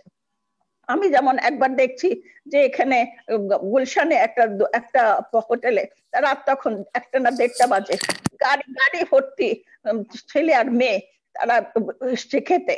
তো এই যে মেয়েগুলো যে ঘরের বাইরে তারা যে খেতে এসছে, তাদের বাবা মারা জানে না তারা কোথায়, তার মানে তাদের বাবা মারাও বোধহয় অন্যখানে ফুর্তি করছে, ইয়ে করছে, যার জন্য মেয়ে ঘর থেকে বেরিয়ে অন্য ছেলেদের সাথে আড্ডা মারছে, ইয়ে খাওয়া দাওয়া করছে, ঘুরে বেড়াচ্ছে। তো এই জিনিস তো আমাদের বাংলাদেশ আগে ছিল না, এগুলো কিন্তু দিন দিন গড়ে উঠতেছে। আমার একটা কথা বলার দরকার হচ্ছে, সেটা হচ্ছে যে এখন নারী নির্যাতন বেড়ে গেছে। কেন কেন বাড়বে নারী নির্যাতন? এটার কারণটা হচ্ছে যে অনেক ক্ষেত্রে নারীদের উপরে হিংস্র কতগুলো ব্যবস্থা হচ্ছে। আগে যে জিনিসটা গুরুত্বপূর্ণ ছিল যে নারীদেরকে সম্মানের সাথে দেখা হয়েছে, নারীকে সব সময় ভালো দেখাচ্ছে, নারীকে রক্ষা করা হয়েছে, নারীকে বাঁচিয়ে রাখা হয়েছে। কিন্তু এখন দেখি যে নারীরাও যেমন ইচ্ছা মতন চলাফেরা করছে, তার কারণেও কিছুটা হতে পারে, কিন্তু এত তো নারীরা অন্যায় করছে না যে তাদেরকে একদম সেরকম ভাবে রেপ করতে হবে, তাদেরকে ঘরে বন্ধ করে তাদের নির্যাতন করতে হবে। এবং যে জিনিসটা আমরা মনে করি যে আমাদের দেশে আমাদের অনেক আইন আছে যেগুলো আমাদের সাথে ঠিকভাবে চলে না। যেমন ধরেন আমাদের স্বামীর নির্যাতন মৃত্যু দেখা গেছে অগাস্ট থেকে জানুয়ারি থেকে অগাস্ট পর্যন্ত নির্যাতনের মৃত্যু হয়েছে স্বামীর দ্বারা 160 জন, যৌতুকের কারণে নির্যাতিত হয়েছে 66 জন, শারীরিক নির্যাতনের মৃত্যু হয়েছে 55 জন, অ্যাসিড শিকার হয়েছে 17 জন, তারপর ধর্ষণের শিকার হয়েছে 889 জন, সর্বোচ্চ ধর্ষণের শিকার হয়েছে 192 জন, ধর্ষণের পর মৃত্যু হয়েছে 41 জন, পারিবারিক সহিংসতার কারণে 4295 জন নারী কষ্ট পেয়েছে। এবং বিশেষ করে দেখা গেছে যে প্রথম ভাবে নির্যাতনের কারণে 1692 নারী কষ্ট পেয়েছে। পারিবারিক সহিংসতার কারণে নারীরা কষ্ট পেয়ে যাচ্ছে। তো এই জিনিসগুলো কিন্তু বেড়ে যাচ্ছে। এমন অবস্থা বাংলাদেশে ছিল না। বাংলাদেশের সমাজ কিন্তু খুব সুন্দর একটা শালীন সমাজ ছিল, যেখানে সবাই মিলেমিশে থেকেছে, আমাদের মধ্যে আন্ডারস্ট্যান্ডিং ছিল এবং সবাই সবাইকে সম্মান করেছে। আমরা মনে আছে যখন ছোট ছিলাম, তখন তো যদিও আমি দেশে ছিলাম না, আমি বিদেশে পড়ালেখা করেছি, তো আমি দেখেছি যখন দেশে এসেছি তখন বাচ্চারা একজনের বাসায় গেছে বেড়াতে, তারা নাস্তা খেয়েছে, গল্প করেছে। ঈদ মানে হচ্ছে ফুর্তি করা। পুজোর সময় আমরা হিন্দুদের ওখানে গেছি, খাওয়া দাওয়া করেছি, মজা করেছি। এই যে আন্তরিকতা ছিল মানুষের সাথে মানুষের, এই আন্তরিকতা কিন্তু প্রচুর অভাব হয়ে গেছে। এই অভাবগুলো কিন্তু আমাদের মেটাতে হবে। আমাদের বয়স্ক যারা রয়েছে, যারা বাবা মা, যারা অভিভাবক রয়েছে, আমরা কিন্তু আমাদের সন্তানদের দেখাশোনা করছি না সেভাবে যেটা দেখা উচিত। এবং সবচেয়ে গুরুত্বপূর্ণ বিষয় হচ্ছে, আমি শিক্ষক হিসেবে যেটা বলবো, যে আমি যখন ঢাকা ইউনিভার্সিটি আজকে 58 বছর ধরে সেখানে প্রথম দিকে দেখতাম যে আমরা টিচাররা গেলে আস্তে করে দূরে সরে থাকতো ছাত্রছাত্রীরা। এরপরে পরে দেখি যে তারা হাঁটা চলা করছে, পড়া করছে না। এরপরে দেখছি যে তারা লেখাপড়াই করে না। এখন শুনছি যে সেদিন ঢাকা ইউনিভার্সিটি লাইব্রেরিতে গিয়ে জিজ্ঞেস করছি, লোকজন নাই কেন, বললো যে ম্যাডাম এখন কেউ বই পড়ে না, সবাই অনলাইনে পড়াশোনা করে। তো এই যে বই না পড়া, অনলাইনে পড়াশোনা করা, এর ফলে যে দেখা যাচ্ছে একজনের সাথে একজনের সম্পর্কগুলো অন্যরকম হয়ে যাচ্ছে। এবং সবচেয়ে দুঃখজনক ব্যাপার হচ্ছে যে যারা ঘরের বাইরে অনেক সময় অনেক দেরিতে থাকে আসে, তাও আবার অনেক সময় কিছু বলে না, তাদের উপরে তাদেরকে শাসন করে না। এই শাসন অবস্থাটা কিন্তু কমে গেছে। আগেকার বাবা মারা কিন্তু শাসন করতো, বাচ্চা ঘুমিয়েছে কিনা আস্তে করে মশারিটা গুজে দিয়ে আসতো এবং গায়ে কাপড় আছে কিনা এটা দেখতো। এখন কিন্তু দিনকাল বদলে গেছে, কারণ বাচ্চারাও নিজেদের মতন চলে এবং তাদের বাসায় কোনো মেহমান কেউ আসলে অনেক সময় বাচ্চারা উঠে যায়। তার মানে আগের গান আমরা দিতাম, অন্যরা আসলে আমরা সম্মানের সাথে বসাতাম, এখন কিন্তু এগুলো নষ্ট হয়ে গেছে। তো আমাদের সমাজটা পরিবর্তন হচ্ছে বিভিন্ন দেশের দেখে। এবং সবচেয়ে বড় কথা হচ্ছে যে শাসন ব্যবস্থা কিন্তু আস্তে আস্তে কমে যাচ্ছে। তো আমাদের যে করোনার সময় যে অবস্থাগুলো হচ্ছে, আমি যখন গ্রামের কথাটা বলেছিলাম যে ভাই শাহরিয়ার হাসান ভাইকে বলে উনি উনি যেটা বললেন যে গ্রামে কষ্ট, অ্যাকচুয়ালি কষ্টে আছে, কিন্তু আমি দু একটা গ্রামে গিয়েছি, দেখেছি যে ছোট ছোট লোক যারা কষ্টে ছিল তারা কিন্তু কোন রকম করে নিজেদের সামলিয়ে নিচ্ছে। কিন্তু সারা বাংলাদেশে তো তা অবস্থা না। আমাদের বিশেষ করে চিকিৎসার অভাব ভীষণ রকম, হসপিটাল নাই, চিকিৎসা নাই, আমাদের ওষুধপত্র নাই, আমাদের নানান ভাবে কে কখন কিভাবে আছে আমরা সেগুলো খেয়াল করছি না। সরকার এদিকে মনোযোগ যদি না দেয় তাহলে কিন্তু আমাদের দেশটা কিন্তু অন্য পথে যাবে। আমরা এখনো ভালো আছি, অন্য দেশের তুলনায় কিন্তু করোনায় আমরা 25তম পজিশনে আছি, কিন্তু সেই মানে নয় যে আমরা ক্ষতি হচ্ছে। আমরা কিন্তু ভালোই আছি এক সেন্সে, যে মানুষগুলো জনগণ গুলো কোন রকম করে আছি আমরা। এবং সবচেয়ে দুঃখজনক ব্যাপার হচ্ছে যে আমরা কিন্তু নিজেদেরকে নিয়ে নিজেরা খুব একটা ভাবি না, আমরা নিজেদেরকে নিয়ে দেশের জন্য ভাবি না। আমাদের দরকার যে করোনার মধ্যে অন্যরা কিভাবে আছে তাদের সহযোগিতা করতে এগিয়ে যাওয়া। আমি কোনো আলাদা দল, যেহেতু আমি জাতীয় পার্টি করি, আমি বিএনপি বা আওয়ামী লীগ কারো পক্ষে বলতে চাই না বা বিপক্ষেও বলতে চাই না, কিন্তু সত্যিকার অর্থে খোঁজ নিয়ে দেখেন কতজন দালান অঞ্চলে গিয়ে তারা কাজ করছে, কতজন সত্যিকার কাজ করছে। অনেক সময় বলে যে হেলথ মিনিস্টার চুরি করছে, হেলথ মিনিস্টার কোনো কাজ করছে না। অনেক সময় বলে যে হসপিটাল গুলোতে ঠিক মতন কাজ হচ্ছে না, সেখানে অন্যায় হচ্ছে, রেজিস্ট্রেশন নাই, কোনো কিছু নাই। যাই হোক, আমাদের দেশ এখনো সেই তুলনায় আমরা আছি, কিন্তু আমাদের সবচেয়ে বড় কথা হচ্ছে আমাদের সচেতন হতে হবে। করোনার টাকা হঠাৎ করে চলে যাবে না, এটা সামনে ডিসেম্বর পর্যন্ত কিন্তু নাকি এরকম ভাবে চলতে থাকবে। তাই যদি হয় তাহলে কিন্তু আমাদের সবাইকে নিয়ে সাবধানে থাকতে হবে, আমাদের সুস্থ থাকতে হবে, দেশের মানুষকে সাহায্য করতে হবে। আজকে রিক্সাওয়ালারা না খেয়ে কষ্ট করে আছে, আজকে দিনমজুর না খেয়ে কষ্ট করে আছে, কি কষ্টে তাদের থাকছে। আমি অনেক ক্ষেত্রে গিয়ে তাদেরকে সাহায্য করি, এবং বিশেষ করে আমি দেখি যে নারীরা কিন্তু নানান রকম ভাবে কাজ করার চেষ্টা করছে, কিন্তু বিক্রি করতে পারছে না। যারা হস্তশিল্পের সাথে জড়িত, আমি সেখানে জড়িত আছি, আমি দেখি যে মহিলারা জিনিস বানিয়েছে কিন্তু বিক্রি করতে পারছে না, কেনার লোক নাই, কারণ খরচ তো ইচ্ছা মতন করতে পারছে না মানুষ, রোজগার তো সেরকম নাই। কিন্তু সেই ক্ষেত্রে আমরা কিন্তু আমাদের সাবধানে থাকতে হবে, আমাদের নিজেদেরকে স্বাস্থ্য দিক থেকে রক্ষা করে রাখতে হবে, দেশের মানুষকে অন্যদেরকে সাহায্য করার জন্য আমরা এগিয়ে আসতে হবে। যারা পালিয়ে যাচ্ছে দেশ থেকে টাকা পয়সা নিয়ে তাদেরকে রক্ষা করতে হবে। এবং সবচেয়ে বড় কথা হচ্ছে জনগণের কাজে যদি আমরা এগিয়ে না আসি তাহলে দেশটা কিন্তু এগোতে পারবে না। দেশের মানুষের জন্য আমাদের অবদান রাখতে হবে। ধন্যবাদ মাননীয় সদস্য, ধন্যবাদ জানাচ্ছি, কৃতজ্ঞতা জানাচ্ছি। আমি যাব, আমাদের সাথে সংযুক্ত আছেন আবার ইন্টারনেটের কারণে নাবানা আক্তার, উনি আমাদের কাছ থেকে ইন্টারনেটের কারণে বিচ্ছিন্ন হয়ে গেছেন। নাবানা আপনি যে কথাগুলো বলছিলেন, যদি দুঃখিত ভাই, আমার নেটের সমস্যা ছিল। আমি লেলিন ভাইকে যে কথা বলছিলাম, লেলিন ভাই সরি, আমি আপনাকে বুঝাতে অক্ষম হয়েছি।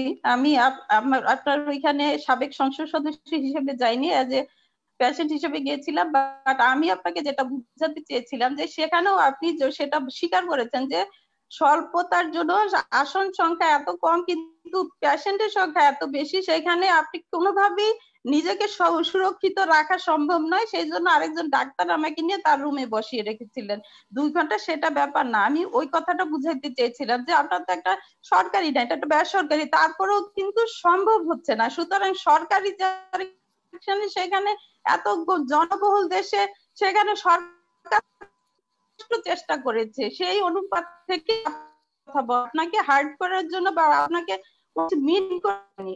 যাই হোক, সেটা আমি আপনাকে ক্লিয়ার করে দিলাম। আর আপনি অনেকেই এটা বলতে চেয়েছেন যে আইনে কি সরকারের নারী নির্যাতন করুক বা যাই হোক, নারী নির্যাতনকারী বা ধর্ষক হোক যারা, তারা যদি কোনো শাসকের পৃষ্ঠপোষকতায় থাকে, আমি খুব কষ্ট পাই, ব্যথিত হই।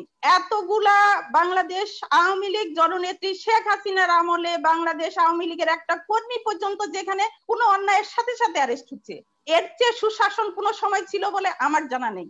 আমার দীর্ঘ বয়সে, আমি আপনাদের প্রজন্ম হতে পারি, বাট আমার দেখা মতে আমি যতদিন দেখেছি এত সুশাসন ভাবে যে নিজের দলের লোক যারা এখন কণ্ঠ মিলায় বড় বড় কথা বলে, তাদের সময়ে যে সব অন্যায় হয়েছে, অর্থ পাচার হয়েছে, যাদের শ্রেষ্ঠ, যাদের ঘরের লোক ঠিক নেই, যারা যেই নেতার নেতৃত্বে রাজনীতি করবে সেই নেতাই তো ঠিক নেই, সেই তো চোর হিসাবে আখ্যায়িত, সে বিদেশে গিয়ে পালিয়ে আছে। যদি এত বড় সুশাসক হয় সে দেশে আসবে, সে রাজনীতি করার জন্য নাকে খত দিয়ে কেন দেশের বাইরে চলে যাবে? আরেকটা কথা বলেছেন যে কি পদ্মা সেতুতে কি লাভ হবে, আমি খুব কষ্ট পাই। এতগুলা জেলা দক্ষিণাঞ্চলে উনি দেখতে পান না, ওনাদের চোখের সমস্যা। 17টা জেলার মানুষ এখানে বসবাস করে, প্রবৃদ্ধি বৃদ্ধি পাবে 1.2%। উনি যদি হিসাব বুঝে থাকেন তাহলে আমার কাছে হিসাব জেনে নেন। 1.2% প্রবৃদ্ধি বৃদ্ধি পাবে পদ্মা সেতুর জন্য।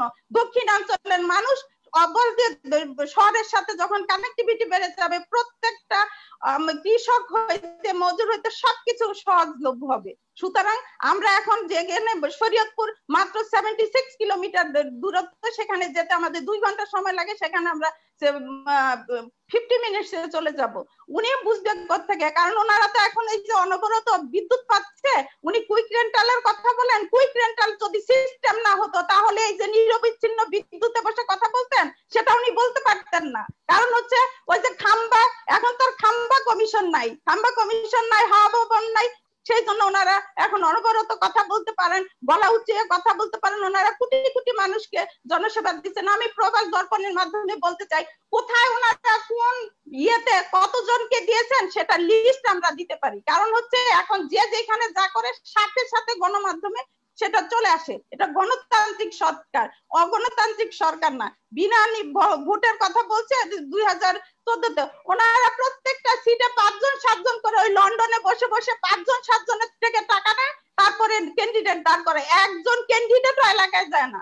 আমি শরীয়তপুরের কথা বলি, 3টা আসনে একজন ক্যান্ডিডেটও যায় নাই, সেখানে একটা পোস্টার নেই, একটা ব্যানার নেই। ওনারা হলো জনবিচ্ছিন্ন লোক, শুধুমাত্র এইসব জায়গায় এসে গলাবাজি করার জন্য ওনারা রাজনীতি করে। ওনারা যদি জনবান্ধব হবে তাহলে ওই যে এখন আবার শুনি ওই যে কূটনৈতিক যে দূতাবাসের কর্মকর্তাদের সাথে রাতের আধারে বসে বসে ঘুষ করে। ঘুষ করার তো কিছু নেই। বিদেশিরা এদেশে এসে কোনোদিন ফায়দা লুটতে পারবে না। বাংলার জনগণ এদেশের সরকার নির্ধারণ করবে, জনগণের ভাগ্য নির্ধারণ করবে এদেশের জনগণ। এদেশের ভাগ্য নির্ধারণ করার জন্য বিদেশিদের হাত পায়ে ধরলে লাভ নেই। ওই বিদেশে পরে আরেকজন, আমি খুব লজ্জিত হই, একজন আইনজীবী হিসেবে আমি লজ্জিত হই যে একজন নেতা, তার পেশা কি, সে ক্যাসিনো ব্যবসায়ী। একজন নেতার ব্যবসা হইলো ক্যাসিনো ব্যবসায়ী, সে পেশায় লিখছে ক্যাসিনো ব্যবসায়ী। তার আন্ডারে যারা রাজনীতি করে তাদের তো এরকম উল্টাপাল্টা কথা বলবে। জসিমের কথা কেন বলেছি, উনি জসিমের কথা বলেছেন। আমার বাড়ি শরীয়তপুর, আমি তখন ছাত্রলীগ করি বত্রিনাথা কলেজে, ও জসিম ছাত্র দলের সভাপতি ছিলেন, সেই জন্য বলেছি। আমি কেন ওর কথা বলতে যাব? সুতরাং আমরা যেটা বলতে চাই যে আমরা কোনো অন্যায় অর্থ পাচারের কথা ওনারা বলে, অর্থ পাচার ওনারা তো কানাডিয়ান আদালতে ওনাদেরকে মানি লন্ডারিং এর মামলা ওনাদেরকে অর্থ পাচারকারী হিসাবে করেছে, আখ্যায়িত করেছে। ওনারা মানুষের কথা বলে, ওনারা কোনো ন্যায় করেছে? 5টা বছর দেশের মানুষ আজ শান্তিতে আছে, প্রত্যেকটা সেক্টরে উন্নয়নের বন্যা বয়ে যাচ্ছে। সড়ক হইতে শাহরিয়ার ভাই যেগুলো বলেছেন যে দেশের উন্নয়নের কথাগুলোর কথার সাথে সাথে অন্যায়ের কথা, অন্যায়ের জন্য আমরা জননেত্রী শেখ হাসিনা সোচ্চার। সাথে সাথে দেখেন দেরি হবে বলে তিনি সাথে সাথে এক্সিকিউটিভ পাওয়ার দিয়ে জননেত্রী শেখ হাসিনা মহামান্য রাষ্ট্রপতিকে দিয়ে অধ্যাদেশ জারি করে মৃত্যুদণ্ড কার্যকর করেছেন, এবং সাথে সাথে সেগুলা বাস্তবায়ন হয়ে কিছু কিছু মামলার সাজি মৃত্যুদণ্ড হয়েছে। আমরা সাদাকে সাদা, কালোকে কালো বলতে শিখেছি। আমরা ন্যায়ের জন্য কথা বলি, আমরা অন্যায় করি না। আমি অ্যাডভোকেট নাভানা আক্তার, আমি ভাড়া বাসায় থাকি, আমি 5 বছর এমপি ছিলাম। আমি গর্বের সাথে বলি আমি ভাড়া বাসায় থাকি, আমি আইনজীবী হিসেবে কোর্টে কাজ করি, আমি আমার নিজের কাজে কাজ করি, আমার হাজবেন্ড কাজ করে, আমরা কাজ করে খাই। আমরা দুর্নীতিবাজ না। দুর্নীতিবাজ যারা, তারা ওই রকম নেতাদের তোষামত করা, তারা দুর্নীতিবাজ নেতাদেরকে নেতৃত্বে নেতাগিরি করে। আমরা সেই নেতার নেতৃত্ব করি না। আমি গর্বিত, আমি জননেত্রী শেখ হাসিনার একজন কর্মী, যার ঢাকা শহরে 1 কাঠা জমি নেই, যার নিজস্ব বাপের পৈতৃক সম্পত্তি ছাড়া জানে যে 1 পয়সা করেনি, সম্পদ করেনি, যার সন্তানদের সুশিক্ষায় শিক্ষিত করে বিশ্বের দরবারে ছেড়ে দিয়েছেন, যে সন্তানরা বাংলাদেশকে মানুষের পাশে দাঁড়ানোর জন্য সেই অবস্থান থেকে বাংলাদেশের মানুষের পিছনে কাজ করে যাচ্ছে। সুতরাং বলতে চাই, যে কোনো সমস্যায়, যে কোনো মহামারীতে সকলের সমবেত চলতে হয়, সেটা না করে ওনারা সবসময় আছে শুধু আওয়ামী লীগের বিপক্ষে। আওয়ামী লীগের বিপক্ষে হলে জনমত গড়েন, আন্দোলন গড়ে তোলেন, জনগণকে নিয়ে এই সরকারকে উৎখাত করেন। একটা আন্দোলনে তো পারেননি। আমি তো একটা ক্ষুদ্র বাংলাদেশ আওয়ামী লীগের কর্মী, আমার বিরুদ্ধে 28টা মামলা দিয়েছে ওরা। আমার ওই যে গালের হাড় ভেঙে দিয়েছে পিঠে, আমার মাথায় 16টা সেলাই পড়েছে। উনি তো একজন কেন্দ্রীয় নেতা, ওনার বিরুদ্ধে কি আছে? সুতরাং আমরা সেই দমন পীড়নের রাজনীতি জননেত্রী শেখ হাসিনা করে না। সুতরাং আমরা যেটা বলতে চাই, সামনে যে সেকেন্ড ওয়েভ আসছে, সরকারের শুধু দিকে না, ওই যে আমাদের আপা বললেন, মাননীয় সংসদ সদস্য আপা বললেন যে সকলে সচেষ্ট ভাবে গণ সচেতনতা বাড়াইতে হবে। মাস্ক ব্যবহারের জন্য দেখেন সরকার কিন্তু এখন জরিমানা করতেছে। আপনি বিভিন্ন ভ্রাম্যমাণ আদালতে বিভিন্ন নিউজে দেখবেন, বিভিন্ন ম্যাজিস্ট্রেটরা করতেছে, জরিমানা করতেছে স্বল্প পরিমাণে, সহনীয় মাত্রায়, যাতে অন্তত মানুষ সচেতন হয়। এইসব মানুষকে সচেতন করার জন্য এখন প্রশাসনিক ভাবেও কাজ চলছে। মানুষের সাথে সাথে সকলেই সচেতন হন। যে কোনো অন্যায়ের বিরুদ্ধে জননেত্রী শেখ হাসিনা সকল সময়ে শোষিত নিপীড়িত মানুষের জন্য আছে, এবং একটি উন্নত সমৃদ্ধ মুক্তিযুদ্ধের সপক্ষে শক্তি হিসেবে বাংলাদেশকে ক্ষুধামুক্ত দারিদ্র্যমুক্ত বাংলাদেশ গড়বেন ইনশাআল্লাহ। সবাইকে শুভরাত্রি। জয় বাংলা, জয় বঙ্গবন্ধু। ধন্যবাদ জানাচ্ছি, কৃতজ্ঞতা জানাচ্ছি নামানা আপা, কৃতজ্ঞতা জানাচ্ছি আমাদের যারা অতিথি আজকে ব্যস্ততার মধ্যে আমাদের সময় দিয়েছেন, সবার প্রতি কৃতজ্ঞতা জানাচ্ছি। আমরা মূলত আমরা চাচ্ছি যে আমরা কোভিড-19 শুরু থেকে আমরা প্রবাস দর্পণ মানুষকে সচেতন করার জন্য বিভিন্ন প্রোগ্রাম করছি, এবং আজকের অনুষ্ঠানে আমি মানে পরিশেষে বলবো যে আমাদের যারা অনুষ্ঠান দেখছেন বা বিশেষ করে বাংলাদেশে যারা আছেন, আমাদের ইউরোপের অবস্থা খুবই খারাপ। প্রতিটা প্রায় ঘরে ঘরেই আমরা কোভিড-19 রোগী আমরা দেখতে পাচ্ছি, বিশেষ করে ইংল্যান্ডে বলবো। আপনারা বাংলাদেশে একটু সচেতন হন, এবং বাংলাদেশ সরকার যে বিধিনিষেধ দিয়েছে সেগুলো একটু মানুন, নতুবা দেখবেন যে আপনার পরিবারের হয়তো কাউকে আপনার কাছ থেকে চিরবিদায় দিতে হবে। সবাই একটু সাবধানে থাকবেন, এবং আগামীকাল অনুষ্ঠান দেখে আমন্ত্রণ যাচ্ছে। আগামীকাল অনুষ্ঠান হচ্ছে বাংলাদেশ সময় রাত 9টায়, এই সময় বিকাল 3টা। আগামী অনুষ্ঠান থেকে আমন্ত্রণ জানিয়ে আমাদের অনুষ্ঠান শেষ করে সবাই ভালো থাকবেন, সুস্থ থাকবেন। ধন্যবাদ সবাই।